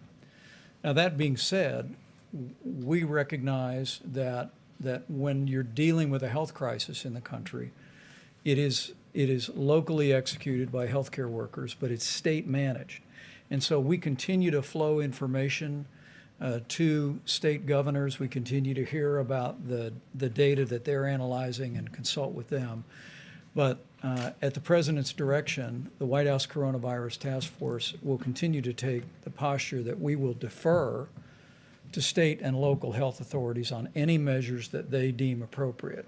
But for the next 30 days, this is what we believe every American in every state should be doing at a minimum to slow the spread. So unless we see something obviously wrong, we're going to let the governors do it. Now, if it's obviously wrong, I mean, people can make things, they can make a decision that we think is so far out that it's wrong, we will stop that. But in the case of Governor DeSantis, there's two thoughts to it, and two very good thoughts to it. And he's been doing a great job in every respect, so we'll see what happens. But we only would exercise if we thought somebody was very obvious. So go ahead, your turn. Thanks. I had a question in a minute for the Vice President about the National Strategic Stockpile, but while you're at the podium, I wanted to ask about your call with President Putin a couple days ago. Yeah. I know a big economic concern for a lot of people has been the state of oil prices right now. Yeah. So I'm wondering if you raised that with President Putin, if you were able to gain any assurances. We had a call. It was probably about that, the oil prices, because as you know, Russia and Saudi Arabia are going at it, and they're really going at it, and by going at it to the extent that they are, the oil has dropped to a point where, it's the greatest tax cut we've ever given, if you look at it that way, because people are going to be paying 99 cents for a gallon of gasoline. It's incredible in a lot of ways. It's going to help the airlines, but at the same time, it's hurtful to one of our biggest industries. That's the oil industry. It's really, it's not even feasible what's going on. So I spoke to President Putin about that. I also spoke to the Crown Prince about that, Saudi Arabia. No, I think, they're going to get together, and we're all going to get together, and we're going to see what we can do, because you don't want to lose an industry. You're going to lose an industry over it. Thousands and thousands of jobs. We have, I don't know if you know, there's oil all over the oceans right now. The boats are all filled. The ships they're renting ships that were dying, that weren't doing well, and now, that's where they're storing oil, and they're sent out to sea, and they sit there for long periods of time. There's so much oil. In some cases, it's probably less valuable than water. In some parts of the world, water is much more valuable. So we've never seen anything like it. But the two countries are discussing it, and I am joining at the appropriate time if need be. We had a great talk with President Putin. We had a great talk with the Crown Prince. We also discussed, more so with President Putin in this case, the virus, because Russia's being hit pretty hard. And we discussed many things. Trade, we discussed a lot of things with both. But in the case of both, we very much discussed the oil and the oil prices. I mean, you look, it's $22, but it's really much cheaper than that if you want to negotiate. Nobody's seen that. That's like from the 1950s. It really is. To think that it was 50, 60, 70, 80, and now it's 22. But, if you put a good bid in at 9, I think you could probably get what you wanted, right? John, please. Mr. President, you tweeted earlier today that now would be a good time to start looking toward, if there is a light at the end of the tunnel, and work on an infrastructure bill. Yeah. Again, you suggested it should be $2 trillion, which is twice what the last one was, or the proposal at least. Are you anticipating that, like after the economic crisis of 2008, 2009, America will need to have so-called shovel-ready jobs ready to go to get people back to work? Well, the problem with that one is they had maybe shovel-ready jobs, maybe not, but they never used it for the purpose of infrastructure. So far, nobody's been able to find any money that was spent on infrastructure. I want to use it for infrastructure. And one of the reasons I'm suggesting it, John, is we're paying zero interest. The United States is paying almost zero interest rate. The Federal Reserve lowered the rate, the Fed rate, and that and a combination of the fact that everybody wants to be in the United States. You know, we have a dollar that's very strong, and I know that sounds good, but it does make it hard to manufacture and sell outside because other currencies are falling and our currency is very strong. It's very, very strong. Proportionately, it's through the roof. So we have a strong dollar. People want to invest in the United States, especially nowadays where they're looking at safety. They have all of the problems, plus the virus at 151 countries. They all want to come into the United States. And so we have a zero interest rate, essentially. And I said, wouldn't this be a great time to borrow money at zero interest rate and really build our infrastructure like we can do it? So the plan was, the Republicans had a plan of about 750. I would say they were at 7.5. You had the Democrats were a little less than $1 trillion. The Republicans were a little bit less than that. And I'm suggesting $2 trillion. We redo our roads, our highways, our bridges. We fix up our tunnels, which are many of them in bad shape, like coming into New York, as you know, really bad shape. And we really do a job on our infrastructure. And that doesn't mean we're going to do the Green New Deal, because I won't do it. I won't approve it. We're not going to do the Green New Deal and spend 40% of the money on things that people just have fun with. How would you pay for it, sir? We're going to borrow the money at 0% interest. So our interest payments would be almost zero, and we can borrow long term. People want to be in the United States. They want to be invested in the United States. Go ahead, Jim. I wanted to get back to the virus. You were saying at the beginning of the press conference that you're looking at holding back 10,000 ventilators. Is that because you need to pick and choose where these ventilators are going to have to go because of the nature of the pandemic? Right. It's a good how question. It's spreading? And also, I just wanted to ask Dr. Fauci and Dr. Birx, if it's possible after you finish, is that part of the reason why you're projecting 100,000 to 200,000 deaths, that there are going to be some people who aren't going to be able to get ventilators be put on? Actually, just the opposite, because we're holding back. We have almost 10,000, and we're holding because we're going to need them over the next couple of weeks as the surge goes on. You see the chart. We haven't hit the top yet, and we have to be able to move them immediately. And we can't take them because it's going to be very hard to do that. We can't take them to places that aren't needing them.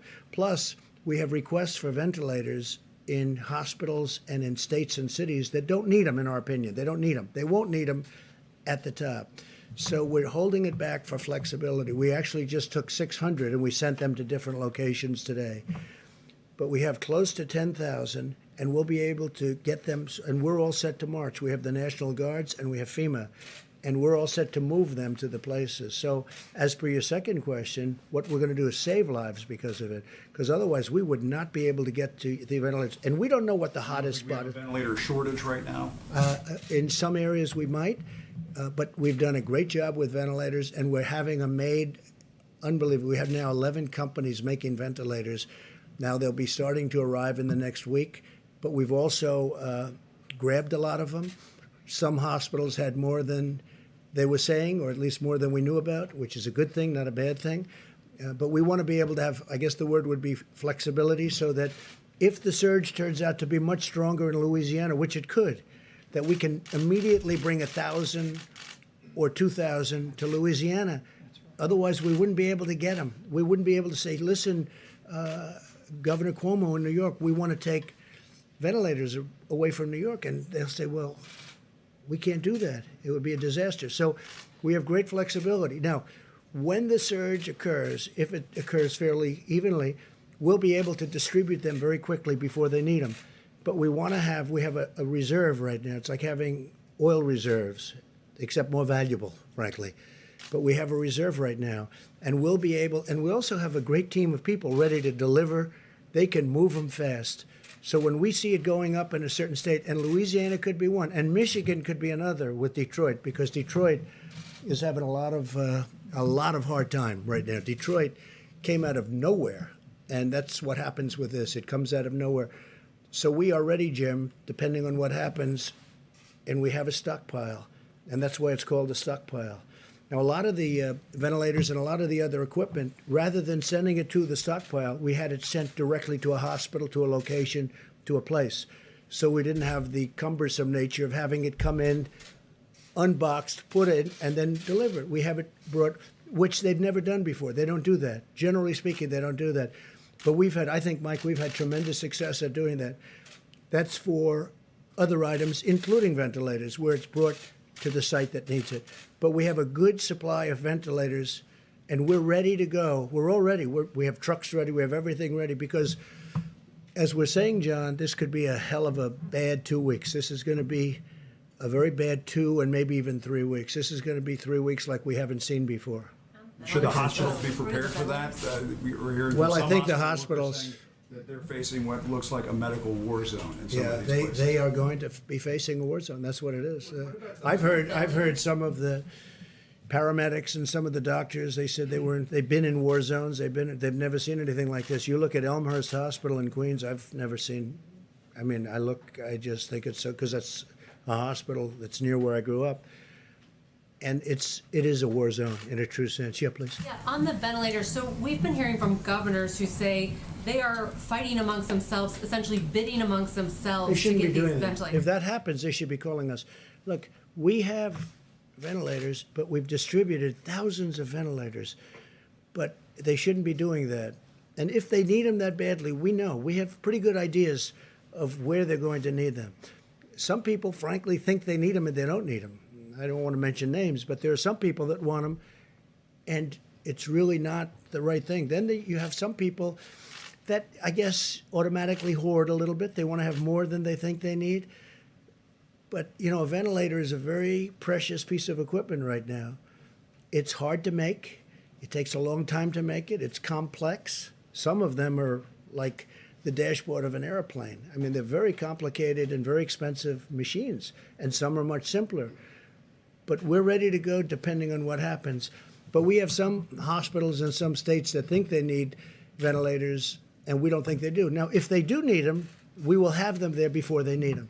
We'll be able to move very quickly. So you're confident that... What about the hydroxychloroquine? Is there any early data on these trials? Nothing that I've heard. I mean, that's the first question I make every morning. I tell you, I call up, you know, we have 1,100 in New York right now, and we have other locations where where people are taking them. Now, the good news is it's only 3 days, and you know it's like a 7 or 8 day treatment. The good news is we haven't heard anything bad. In other words, there have been no catastrophic events. But we haven't, it's a little bit too soon to talk about it. It would be a total game changer, John, if that happened. If that happened, it would be a game changer. And we include that, and I think in all cases, the Z-Pack, you know what the Z-Pack is. So we're going to see what happens with the hydroxychloroquine. Just 1 second, Steve. Are there other antiviral drugs that have some promise of working soon? We're looking at a lot of them. Some show promise.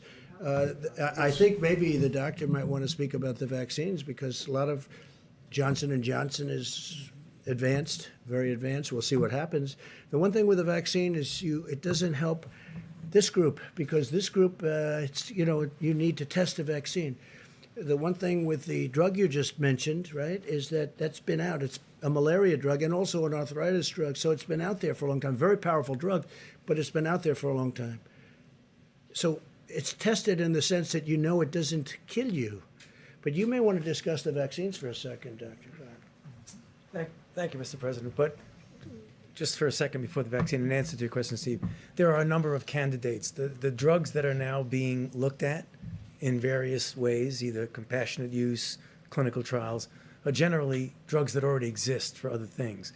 There's a whole menu of drugs and interventions that are now going into clinical trials that are not approved for anything yet. I mean, for example, things like immune serum, convalescent plasma, or hyperimmune globulin, or monoclonal antibodies, a variety of other things. Right now, there's a lot of activity going on behind the scenes in the design of the kinds of clinical trials that will give us an answer.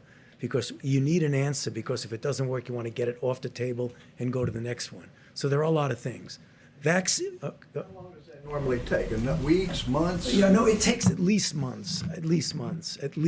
So, I mean, that's the reason why you're seeing a lot of activity with drugs that already exist for other purposes, because they're already there. But the drugs that you want to show in a good randomized clinical trial, at very best, are going to take months. Just one word on the vaccine. You know, exactly like we said, we hope that as we get into the summer, if in fact there are cases out there, when you're in a phase 2 or phase 3 trial, or 2B, as we call it, that we might get an early efficacy signal. And an efficacy signal means that even though you haven't definitively proven that a vaccine works, you get enough information that if it were an emergency, you might be able to have an emergency youth authorization for it. That sounds good. And I have to say this, hydroxychloroquine and azithromycin, which is, you take it with it, maybe, if you want, for the infection. I think some medical workers are doing that, using it maybe, or getting it prescribed perhaps as for another use. But the word is that some are and some aren't. I mean, I think it's not a bad idea to do it, but that's up to the doctors. But there is a theory going around that in our country and some other countries, people are taking that work in the hospitals, that work with the patients, because there is some evidence. And again, it's going to have to be proven. It's very early. We're rushing this stuff through. This was supposed to take a long time to be approved, and I prevailed upon the FDA to get it approved immediately on the basis that it was already on the market for a lot of years for another use. Malaria, mostly, and arthritis, but mostly malaria. So we'll see what happens. But there is a theory out there that for the medical worker, doctor, it may work. It may work. And if you take it, it's, it's been out there for a long time. Please, go ahead. I just wanted to go back to Jim's question about the national stockpile. The governor of Connecticut today... About which? The national strategic stockpile. Governor of Connecticut today said that he was disturbed to learn that the stockpile is now empty. That's his words. And he said... Well, it's not empty. Let me explain something. What we do, and I thought I said it accurately, I certainly meant to, rather than having it brought into the stockpile, where appropriate, other than certain things like we have quite a few of the ventilators, which is not a lot when you look at the whole country, actually. It sounds like a lot, almost 10,000. But we're trying to have supply sent directly to the states because we save a big state. We don't want medical supplies coming in to warehouses all over the place, and then we take them from there and bring them to another warehouse. So we're having it brought from ideally from the manufacturer directly to the hospital or the state where it's going. So we're trying to keep it that way as much as possible. Now, in some cases, we are having it brought. Remember this, we also took over a virtually empty, and I say it again, just like we had no ammunition in the military, and we had virtually no ammunition, well, we had very little in medical supplies, too, in our stockpile. So for the most part, we're trying very hard to have it delivered to the site where they need it. Yeah, please, go ahead. President, here in the United States, domestically, we can practice social distancing, but some of our sailors, specifically on the USS Theodore Roosevelt, they're not able to. They're in confined spaces. What are your thoughts on that? Should they be offloaded? And then, sir, are you concerned... I'm going to let the military make that decision. Yes, sir, but are you concerned about U.S. military readiness during this pandemic? For instance, what would happen if, as reported, China was to increase patrols in the South China Sea? What would your response be? We're going to see all about that. Don't worry about our military. You saw the military put up a hospital in 3.5 days with 2,900 beds, with a lot of beds. Nobody's ever seen anything like it. And by the way, that wasn't the only one. It wasn't just at Javits Center. It was at other locations. And now it's Louisiana, and now it's New Jersey, and now it's other places. One thing that I think is indisputable is when I watch the Army Corps of Engineers and FEMA working with them, but when I watch the Army Corps of Engineers throw up these hospitals, and they're complex. I mean, these are incredible buildings, essentially, tents and various things, but they did it in such a short period of time. And our military is ready like you haven't seen. And you know who the best guests of the different shows are? We watch the shows at night. And I think the best guests that I've seen in a long time are the military people, and they've never done it before. I've watched General Semonite, who I deal with a lot. I say, General, you got to give us 2 new hospitals in Louisiana. Yes, sir. And the next morning, they're building them at 6 o'clock in the morning, and they're up in 3 days. I think they're the best guests you have. I guess I'm tired of the other guests, in all fairness. What kind of message do you have? Okay, Jim, go ahead. Yes, this may be an uncomfortable question, but what would the models have looked like that Dr. Birx and Dr. Fauci showed us if we had started these social distancing guidelines sooner, in February or January, when China, South Korea were doing those sorts of things? Well, I'm going to let them answer that. In terms of what information we're getting from them, but if we had started these practices sooner, could these models be different right now? I'm going to let them answer the question, but remember this, and again, I say it, and everybody says it. You know who says it better than anybody is Dr. Fauci. I had a decision to make. Maybe it was my biggest decision. China was heavily infected, and thousands of people were coming from China to the United States. And against the wishes, not even wishes, but they disagreed with the decision, I made a decision to stop China from coming in. It took a lot of heat, even from China. They weren't exactly happy. I just made a trade deal, a big one, $250 billion trade deal, and I'm shortly thereafter saying you can't come into our country. That was a big decision. That was earlier than the dates you're talking about.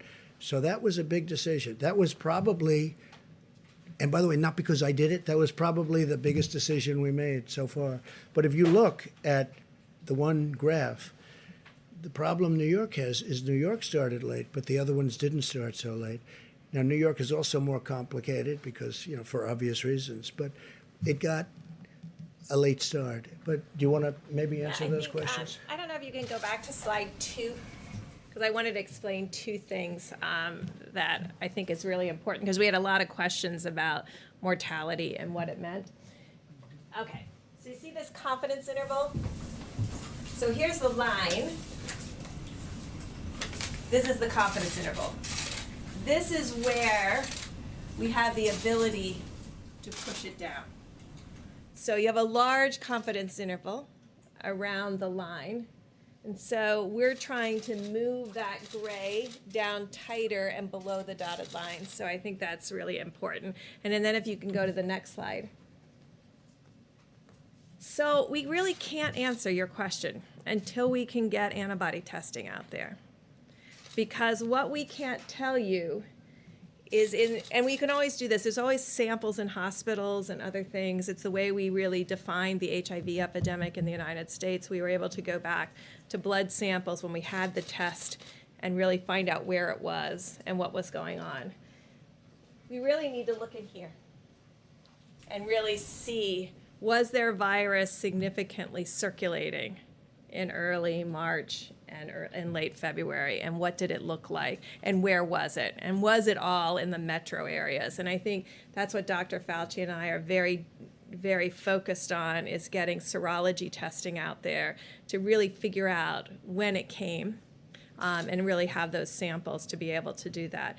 Because you understand the painful part of my question, and please, I don't mean to put you on the spot. No, we understand, but we can't answer it until saying if we had started this sooner, we might not have 100,000 to 200,000 Americans dying. Well, that makes an assumption that it was here.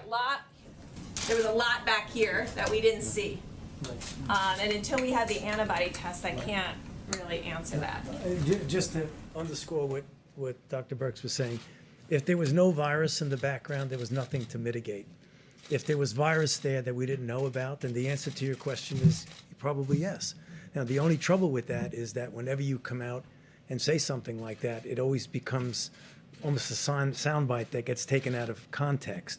But I think that's very important, what Dr. Birx has said, is that if there was covert infections here that we didn't know about, and we didn't mitigate then they would have made a difference. If there was virtually nothing there, then there's nothing to mitigate. And I don't know the answer to your question. But we were watching South Korea, and China and Italy, and we weren't taking action when those countries were spiking. Sure. In a perfect world, it would have been nice to know what was going on there. We didn't, but I believe, Jim, that we acted very, very early in that. If we had adequate testing, would we have known? Yeah, we would have known the same thing. We inherited obsolete tests. Can I speak to that too as well? President made reference to the fact January 31, he suspended all travel from China. Shortly thereafter, we issued strong travel advisories for the sections of Italy implicated and sections of South Korea, and we reached agreements with those countries to screen all passengers from all airports coming into the United States of America. The president's initial efforts were designed at preventing the coronavirus from coming into the United States. And what our experts have told us again and again at the Coronavirus Task Force is that those actions bought us a significant amount of time on this curve to respond with the kind of mitigation efforts, standing up resources, testing, and supplies that are in effect. But we went from a prevention strategy the president acted on before the month of January was over to a mitigation strategy, which continues to this day. And if I can also say, just to every American, all the questions about resources are very important, and I can assure you that the president and our task force are preoccupied with these issues and working with governors hour by hour to meet those needs. But if Americans will put into practice these guidelines for another 30 days, they'll do their part to lower the curve and save lives, most importantly, and limit the burden on our hospitals and our healthcare system in the country significantly. And so make no mistake about it, while we're going to work our hearts out, leave no stone unturned to find the resources, the masks, the ventilators that we need. And we are going to meet that moment with the full energy of the American economy and the whole of the American government. The American people have a role to play in preserving that medical capacity in a way that will ensure that people that are caught up in the coronavirus, particularly those that are vulnerable to the most serious outcomes, which are seniors with serious underlying health conditions or anyone with an immunodeficiency, have the resources, the support, and the health care that every American family would want their loved one to have. I do think we were very early, but I also think that we were very smart because we stopped China. We had never done that before. You know, we had never closed our borders before, as I read. I don't know, maybe that's not right. And Dr. Fauci had also said that was I think it was maybe the biggest moment because we were stopping the source, we were stopping the infection. But we also stopped Europe very shortly thereafter. That was a big decision. That was not an easy decision either. I stopped them a long time before people started stopping anyway. So we stopped China, we stopped Europe, we stopped all of Europe. And then ultimately we stopped UK, Ireland. Yes. Please in the back, the very back, please. Mr. President and team, going back to hydroxychloroquine, how many clinical trial tests numerically would you like to see before you put a stamp of approval on it? Because there are clinical trials being taking place around the world right now. Sure, please. Is there a number? Yeah. How many cases would you like to see? That is an FDA decision, and it really depends on a variety of factors. What I would like to see a clinical trial that has a comparison to something that is comparable to what it means without the drug. I mean, I keep saying it, I say it all the time, and I'll say it again. It's a controlled trial that compares it to something meaningful. When that... Are there trials that you're watching taking place around the world right now? Well, there are a number of trials going on, not only in the United States, but also in other parts of the world. You know, right now it's too early to make any determination, but I just want to get back to what I say all the time. The definitive way that you get an answer is by doing a randomized controlled clinical trial. Yeah, please go ahead. Mr. McConnell. You're talking about the chloroquine? Is that what you're talking about? In specifically for the last question? Yeah. No, there are trials going on. But there are also trials going on. We're trying them on people that are now sick. That's a very important. That's a very important trial. Experimented with around the world. So my question was really like, are there We're watching specific... whatever happens around the world. We're watching those trials very closely. Yeah.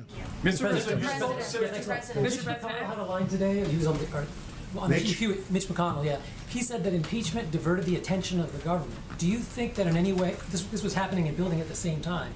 Did it divert your attention or your team's attention or the vice president's attention? Well, I don't like to think I did. I think I handled it very well, but I guess it probably did. I mean, I got impeached. I think, I certainly devoted a little time to thinking about it, right? So, but think of it. It was a hoax. It was a total hoax. And when you think that I got impeached only because they had a majority in the House, they didn't get one Republican vote. 196 to nothing. Not one Republican. I don't think it's ever happened. The Republicans stuck together. And they stuck together in the Senate 52 to a half. A half. So, when you say that, yeah, I think it took a lot of, I see them going and saying about speed. Well, they probably illegally impeached me in the sense that if you look at the FBI today with what happened, the horrible things, nobody cares about that now because all they're thinking about is the virus, and that's okay with me. But you look at the report that came out from I.G. Horowitz, it's disgraceful what went on. It's disgraceful. It's a total disgrace. They got caught in the act. But you know what? We won't talk about that now. Did it divert my attention? I think I'm getting A+ for the way I handled myself during a phony impeachment, okay? It was a hoax. But certainly, I guess I thought of it, and I think I probably acted. I don't think I would have done any better had I not been impeached, okay? And I think that's a great tribute to something. Maybe it's a tribute to me. But I don't think I would have acted any differently, or I don't think I would have acted any faster. But the Democrats, their whole life, their whole being, their whole existence was to try and get me out of office any way they can, even if it was a phony deal. And it was a phony deal. And it turned out, and all you have to do is look today at the FBI reports. Take a look at what the FBI did. Take a look at the people. Take a look at Comey's report, 78 pages of total kill. Take a look at that. Take a look at the report on McCabe. Just read it, and you'll see how horrible it was. And you know what? I don't think this country is going to take it. You want to know the truth? Phone call you haven't had time to make? How did it take you out of the game? What guidance are you offering to Florida when it comes to the 2 Holland American cruise ships that are seeking to dock here? Yeah, well, I'll be speaking. I'm going to be speaking. In fact, he has a call in to me. We'll be speaking to the governor, and we'll be speaking to him soon. But there's a case. We have 2 ships. There are people that are sick on the ship. And we don't want to be like they're going to be ghost ships. People turn those ships away. There was a ship, as you know, in a certain part of Asia, and from port to port, nobody would take it. But in the meantime, you have people that are dying on the ship, or at least very sick, but they're dying on the ship. So I'm gonna do what's right, not only for us, but for humanity. I mean, these are 2 big ships, and they have a lot of very sick people. And I'll be speaking to the governor. Let's do just a couple of more back here. Yeah, go ahead, please. Go ahead, please. Thank you very much. I was hoping you could... You ever run out of questions? It's the most unbelievable thing. You go through the room, but I have nothing else to do, so if you want, should we keep it going, John? I think so. Could you clarify something for me, please? Andrew Cuomo today said that the system that you have where governors are trying to get ventilators, it's like being on eBay with 50 other states bidding on a ventilator plus FEMA. And then you just said tonight they shouldn't be doing that. He was complaining? Well, he said... Say it. What did he say exactly? What did he say? He said that when you have states competing for ventilators in medical care, it's like being on eBay with 50 other states bidding on a ventilator. Well, he shouldn't be complaining because we gave him a lot of ventilators. And if you take a look at the chart, it's down. But I wish he got going a little bit sooner. But we gave him a lot of ventilators. And you know what? He has a lot of ventilators. The problem is with some people, no matter what you give, it's never enough. It's never enough. Like they'll say, how's Trump doing? And you're a Democrat. Some of them said really good. I'll tell you, Gavin Newsom from California, who's doing a good job, by the way, and others said really good. But, generally your natural reflex, how's Trump doing? You ask that question to a Democrat. We don't like it. Oh, really? You don't like it? We're getting very high marks, but I'm not doing this for marks. I'm doing this to save lives. When John saw the numbers, and when Jim saw those numbers, they're shocking numbers. You're talking about deaths. Even at the low end, you were shocked. when you see 100 and 120,000 and 200,000 people over potentially a very short period of time. I want to save lives. I'm not doing this for any other reason. I want to save lives. But the governor of New York's gotten, I think maybe probably gotten more than anybody. He's gotten 4 hospitals. He's gotten 4 medical tents. He's gotten a ship, the likes of which nobody's ever seen before, other than Los Angeles, which has the twin. I mean, we've done a lot. But many ventilators were sent to New York.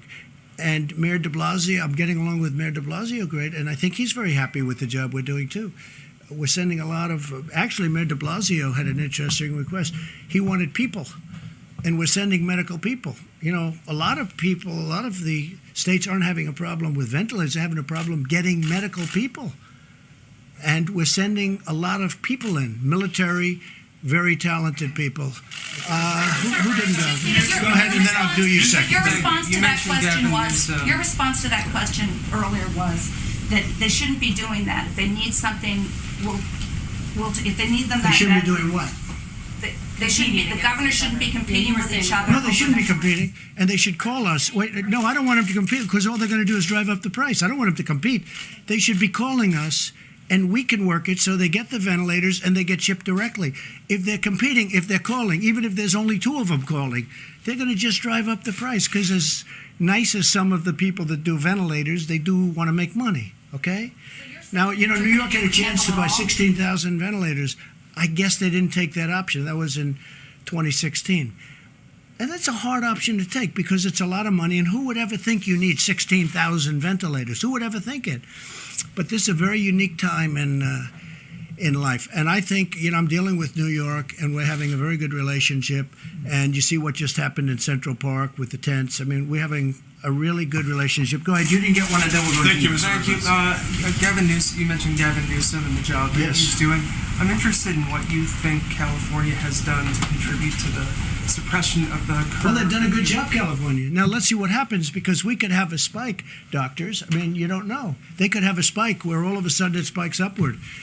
We had a couple, like Louisiana. I think they're doing a really good job, but they had nothing. Now, they had Mardi Gras, and then all of a sudden after Mardi Gras, which tells you about distancing, I guess. I mean, it's an example of what could happen, but they were, like, flawless. I was always surprised. I was looking at Louisiana, and I understand that state. I love that state.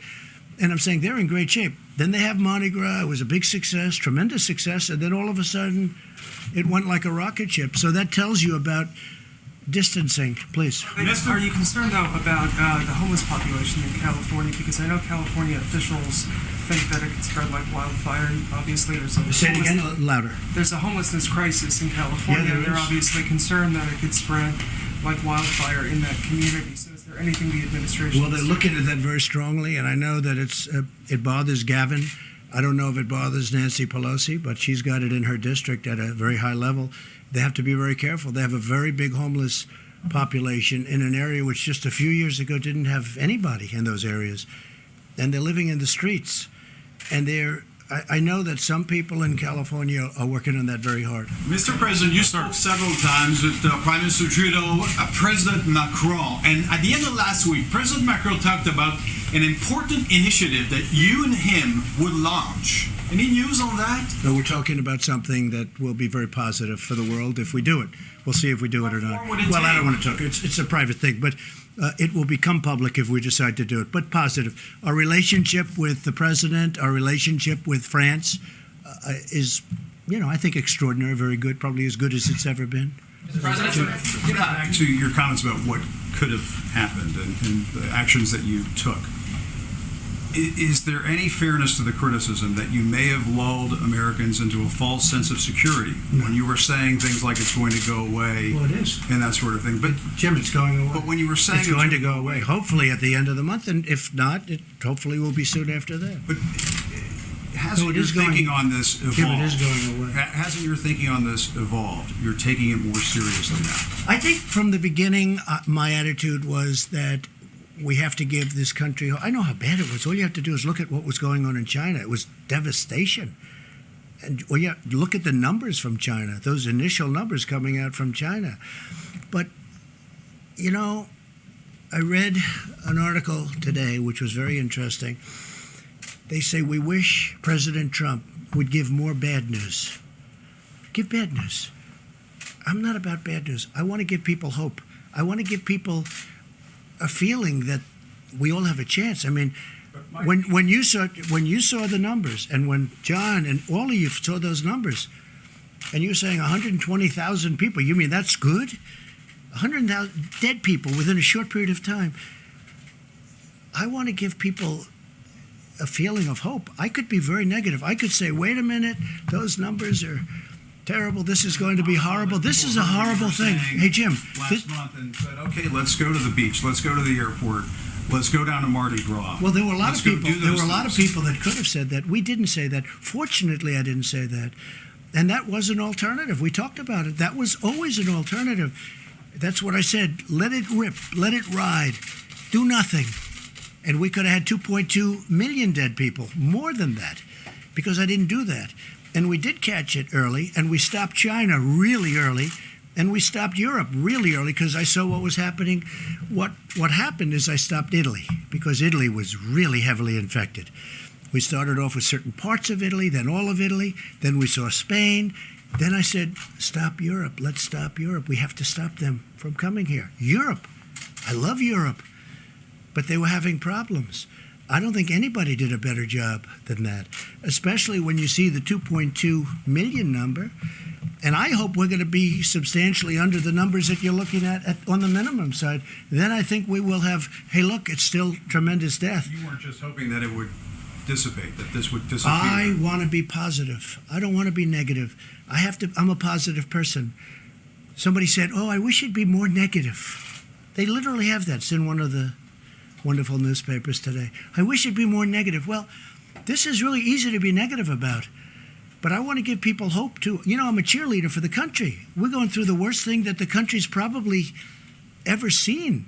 Look, we had the Civil War. We lost 600,000 people, right? Here's the thing. Had we not done anything, we would have lost many times that. But we did something, and so it's going to be hopefully way under that. But, you know, we lose more here potentially than you lose in world wars as a country. So there's nothing positive, there's nothing great about it, but I want to give people in this country hope.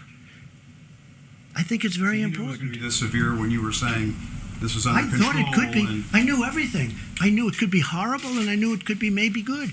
Don't forget, at that time, people didn't know that much about it. Even the experts, we were talking about it. We didn't know where it was going. We saw China, but that was it. Maybe it would have stopped at China. We wish we could have killed it in China. But it didn't happen. It started spreading to Europe. It started spreading here. It started spreading all over. And I'm not blaming anybody. I'm just saying that we have an incredible thing. I think the people, our professionals, our military, our governors, our politicians, I think they've done an incredible job. I mean, with few exceptions, I think they've done an incredible job. But I don't want to be a negative person. It'd be so much easier for me to come up and say, we have bad news. We're going to lose 220,000 people, and it's going to happen over the next few weeks. And with that, I did start off by saying today, long before this question, I said, this is going to be a rough 2 or 3 weeks. This is going to be one of the roughest 2 or 3 weeks we've ever had in our country. We're going to lose thousands of people. When I see 28, 29 people from the governor of New Jersey, 29 people. When you see 173 people died in New York yesterday, or whatever the number was, I think it was more than that. When you see the kind of numbers that we're witnessing, we've never seen numbers like that. So it's easy to be negative. And then everybody can be negative. But I'm a cheerleader for our country, and I want them to do a great job. So the number can be kept. And I've always said it. I want as few a number of people to die as possible. And that's all we're working on. You don't like the question, but are you now taking responsibility? I don't mind the question. I don't mind your question. I think it's actually, I think it's not meant to be. Look, I know you well enough, so it's not meant to be a fair question, but it is a fair question. I think we've done a fantastic job. Okay, fine, I'll accept your word. Look, Jim, I think we've done a great job. We're going to see how it comes out. But when you look at minimal numbers of 120,000 people, when you look at it could have been 2.2 million people died and more if we did nothing, if we just did nothing. It would have gone up and it would have come down. As per your statement, it would have been confined. it would have been a similar time, maybe even less time. It would have been a violence like we've never seen in this country before. We had great professionals, great military, really great governors and politicians. I cannot say enough about what's going on. And as per what you said, I think we're way ahead of schedule in terms of numbers. I hope. But if we can keep it under the minimum numbers, the country has, not me, the country has done a great job. But I think I've done a really good job of mobilizing. I think Mike Pence has been fantastic. I put him in charge of the task force. We have wonderful people on the task force, Jim, wonderful people. This man was working, literally, he had days where he didn't go to bed, he didn't go to sleep, he went 24 hours and then started the next day. People don't know the job he did.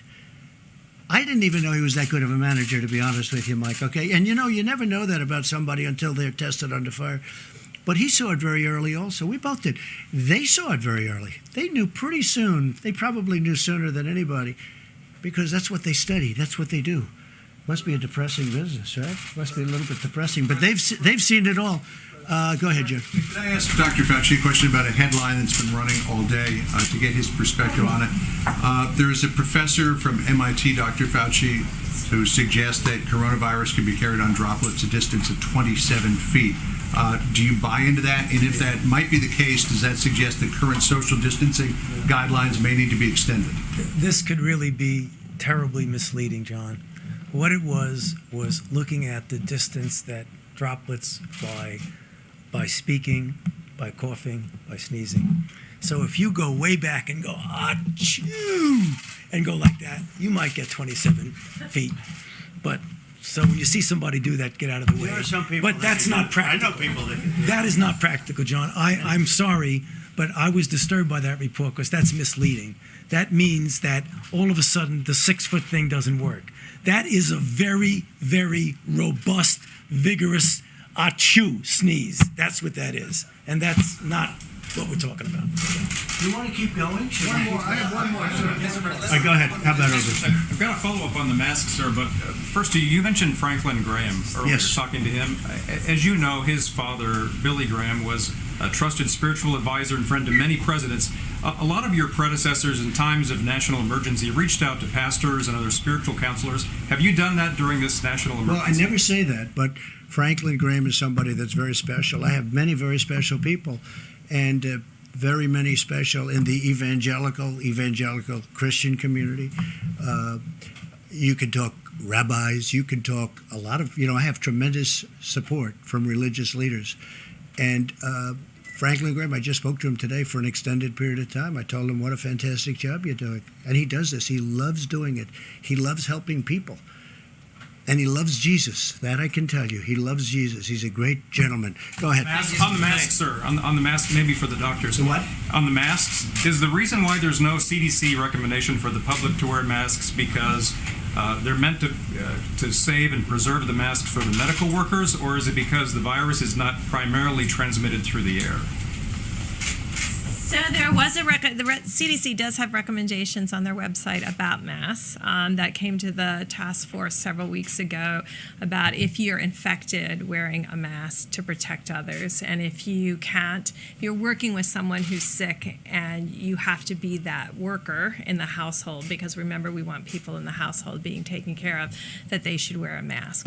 I know your question is broader than that, and it's just being considered by the task force now about whether that recommendation that already exists relevant to wearing masks should be altered in any way. So it's still under discussion. And just about masks, you can get a mask, but you can also most people have scarves, and scarves are very good, and they can use a scarf. And we're only talking about a limited period of time. And it says in the recommendations you can substitute a scarf for a mask. So if people feel that, and I think, some people disagree with the mask for various reasons, and some people don't. But you can wear a scarf, you can do the masks if it makes you feel better. We have no objection to it, and some people recommend it. Let's go back Thank you, to the Mr. back. President. You people never get tired. Look at you. And there's still good questions, actually. Mr. President, again, I'm looking at the cases around the world in Latin America and the Middle East, and still you don't want to impose a travel ban for these areas. In Brazil, for instance, the President Bolsonaro, he keeps on being very active with groups. Aren't you afraid that what we're doing here can be threatened? You mean you people? You mean you people? Not here, but I mean the United States. I mean, you're pretty spread out already. I don't know if anymore. But you I don't think we'll understand have press conferences anymore. But I understand what. look, we're very careful. I'm very careful personally, and. But the travel ban, I mean, aren't you afraid? We are looking at numerous countries as they get in a position. Brazil, as an example, you mentioned the president. Brazil had no problem until just a short time ago. And now they're starting to get inflamed. And yes, we are absolutely looking at a ban. There are two other countries you mentioned. Iran already has a ban. They had sort of an automatic ban. In addition to that, they have a ban. So we're looking at certain countries as they become hot. So, Mr. President, you're starting a new 30 days now. What are your plans? Are you going to stay in the White House? Are you going to travel at all, or you shelter? I doubt I'll leave. I wanted to go to the opening of the hospital in New York, and my people couldn't even believe it that I said it, but I did. I wanted to go. They didn't want me to do it. The Secret Service didn't want me to do it for reasons. I wanted to go to the boat sailing into New York Harbor, but the governor did a good job of that, and the mayor of New York. So, I'd love to go out, but now I'll be in the White House, and it's sort of like a nerve center, control center. And I think it's important, look, you see what happened with Boris Johnson, you see what happened with others. I think it's important that I remain healthy. I really do. So for the most part, we're staying here. I've canceled many different events, and we'll be staying here for the most part. Mr. President, Tom Frieden, the former director of the CDC, wrote an article the other day in which he said what's really needed here, and he understands the work that the task force is doing, is an incident commander to really take command of where everything is going and how things are being coordinated. We have it. Is that something that could be useful in this particular instance? We have it. His name is Pete Gaynor. He's the administrator of FEMA. And when the president signed the National Emergency Declaration, he stood up the National Response Center at FEMA. And now I can tell you that when the White House Coronavirus Task Force meets, I'm at one end of the table, and Pete Gaynor and the whole FEMA team are by video conference at the other end of the table. And that's where, whether it be the air bridge that's literally bringing in millions of medical supplies from around the world, the thoughtful deployment of those supplies to hospitals, particularly with regard to ventilators. We're working very closely. HHS is fully integrated at FEMA now, but because of the president's decision to stand up FEMA in the lead, we have a coronavirus task force at the White House that's bringing the president the very best health experts and recommendations from every agency. But all the implementation, as we tell governors literally every day, is happening through FEMA. It's going down to the states through FEMA, and state requests are coming up through regional administrators for FEMA and back to the White House for consideration. At the same time, we have 4,000 ventilators that are parked in a warehouse in New Jersey. No, but that was the case. We also have... Excuse me. We moved them out. I They could understand. have had them a long time ago, but they didn't need them. But the question is, this happened. We also have people not knowing about the new Abbott testing facility or testing system. If there were an incident commander who was in charge of all of that and getting the word out, would that be a useful thing? Nobody knew about the new Abbott. It was just brought to life 2 weeks ago. They just came up with it. That's right. It was an invention that was just, so nobody knew about it. Nobody knew you could even do it. They did an incredible job. Their scientist came up with the idea a week and a half ago. I showed it to you yesterday in a box. I don't think you can do much better than that. If I may, Mr. President, I think your point's well taken. The Abbott Laboratories point of contact test was approved Friday. The President announced it in the Rose Garden on Sunday. Should have done it. We're socializing that all across the country to every governor, to laboratories elsewhere. And I have to tell you, that this team that the President has assembled, the advisors on the White House Coronavirus Task Force, And then this team at FEMA, whether it be HHS Deputy Secretary Bob Kadlec, who's coordinating all supplies, whether it be Admiral Joie, who is literally working with every state on a county-by-county basis to deploy testing, is impressive. And I think it's given great encouragement to governors. President and I spoke to governors in all the states and territories again yesterday, because governors, I can tell you from my own experience as a governor, in Indiana, we had tornadoes and flooding. Governors know how to deal with FEMA.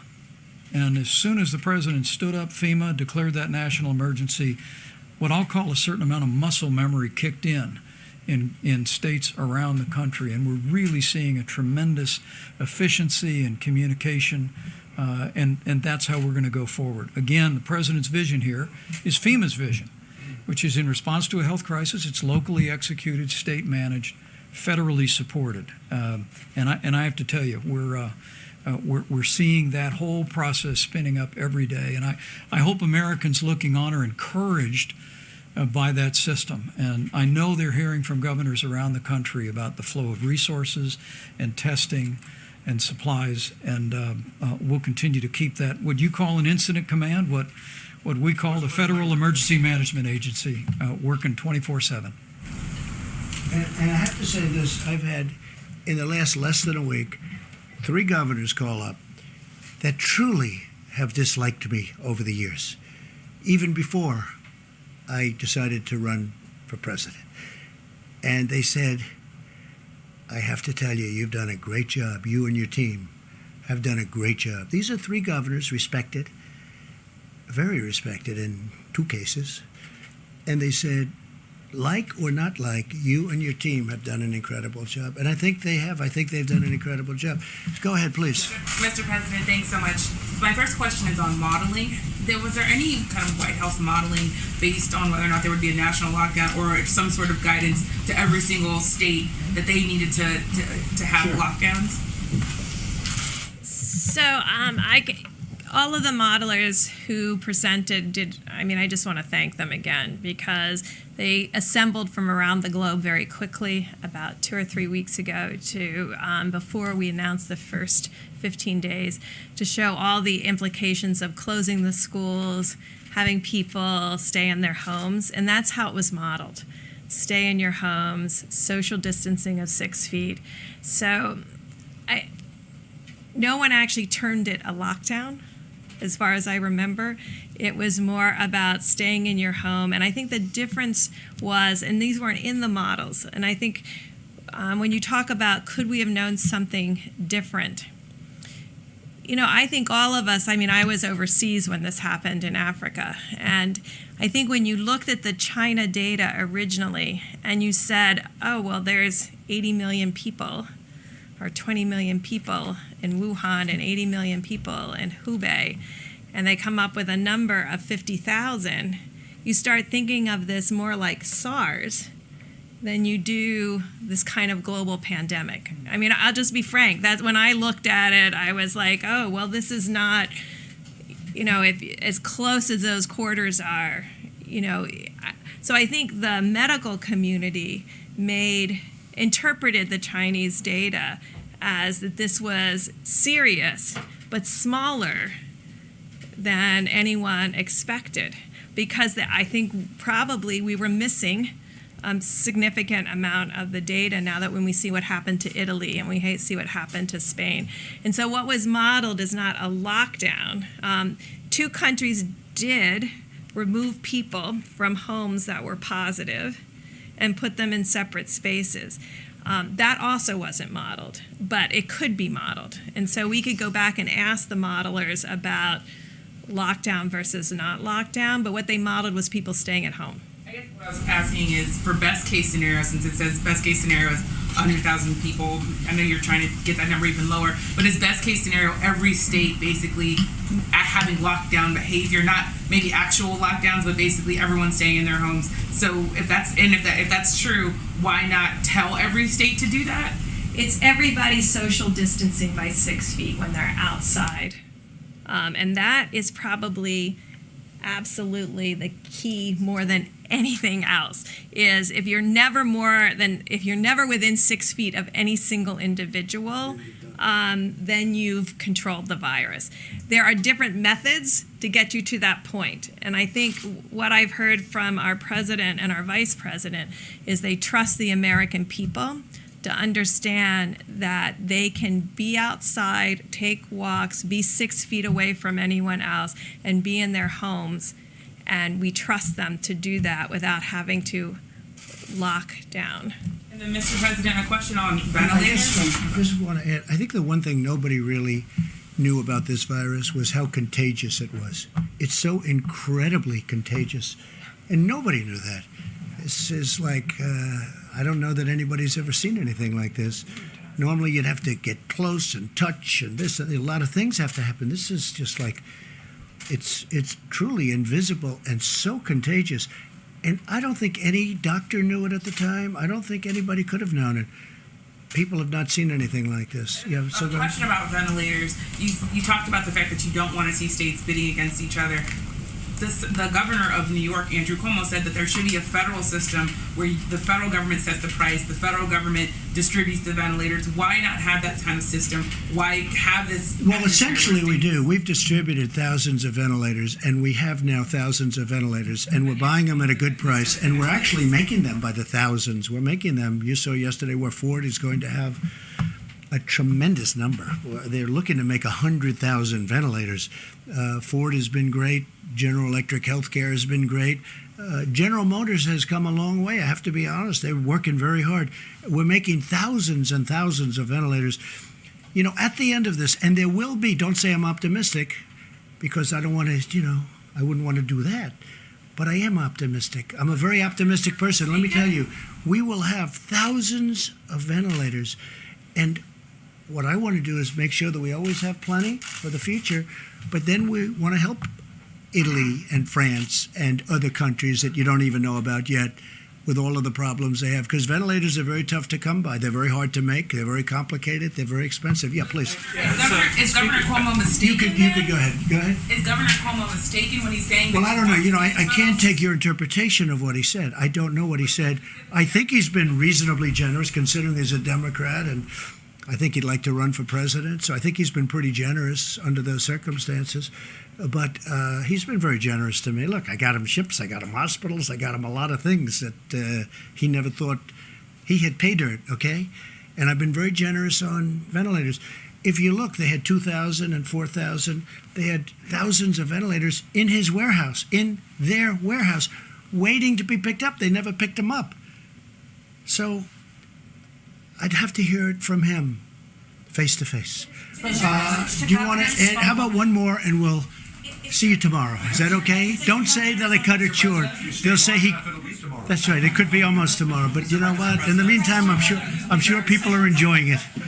No, I will say this. It's an incredibly dark topic, an incredibly horrible topic, and it's incredibly interesting. That's why everybody is.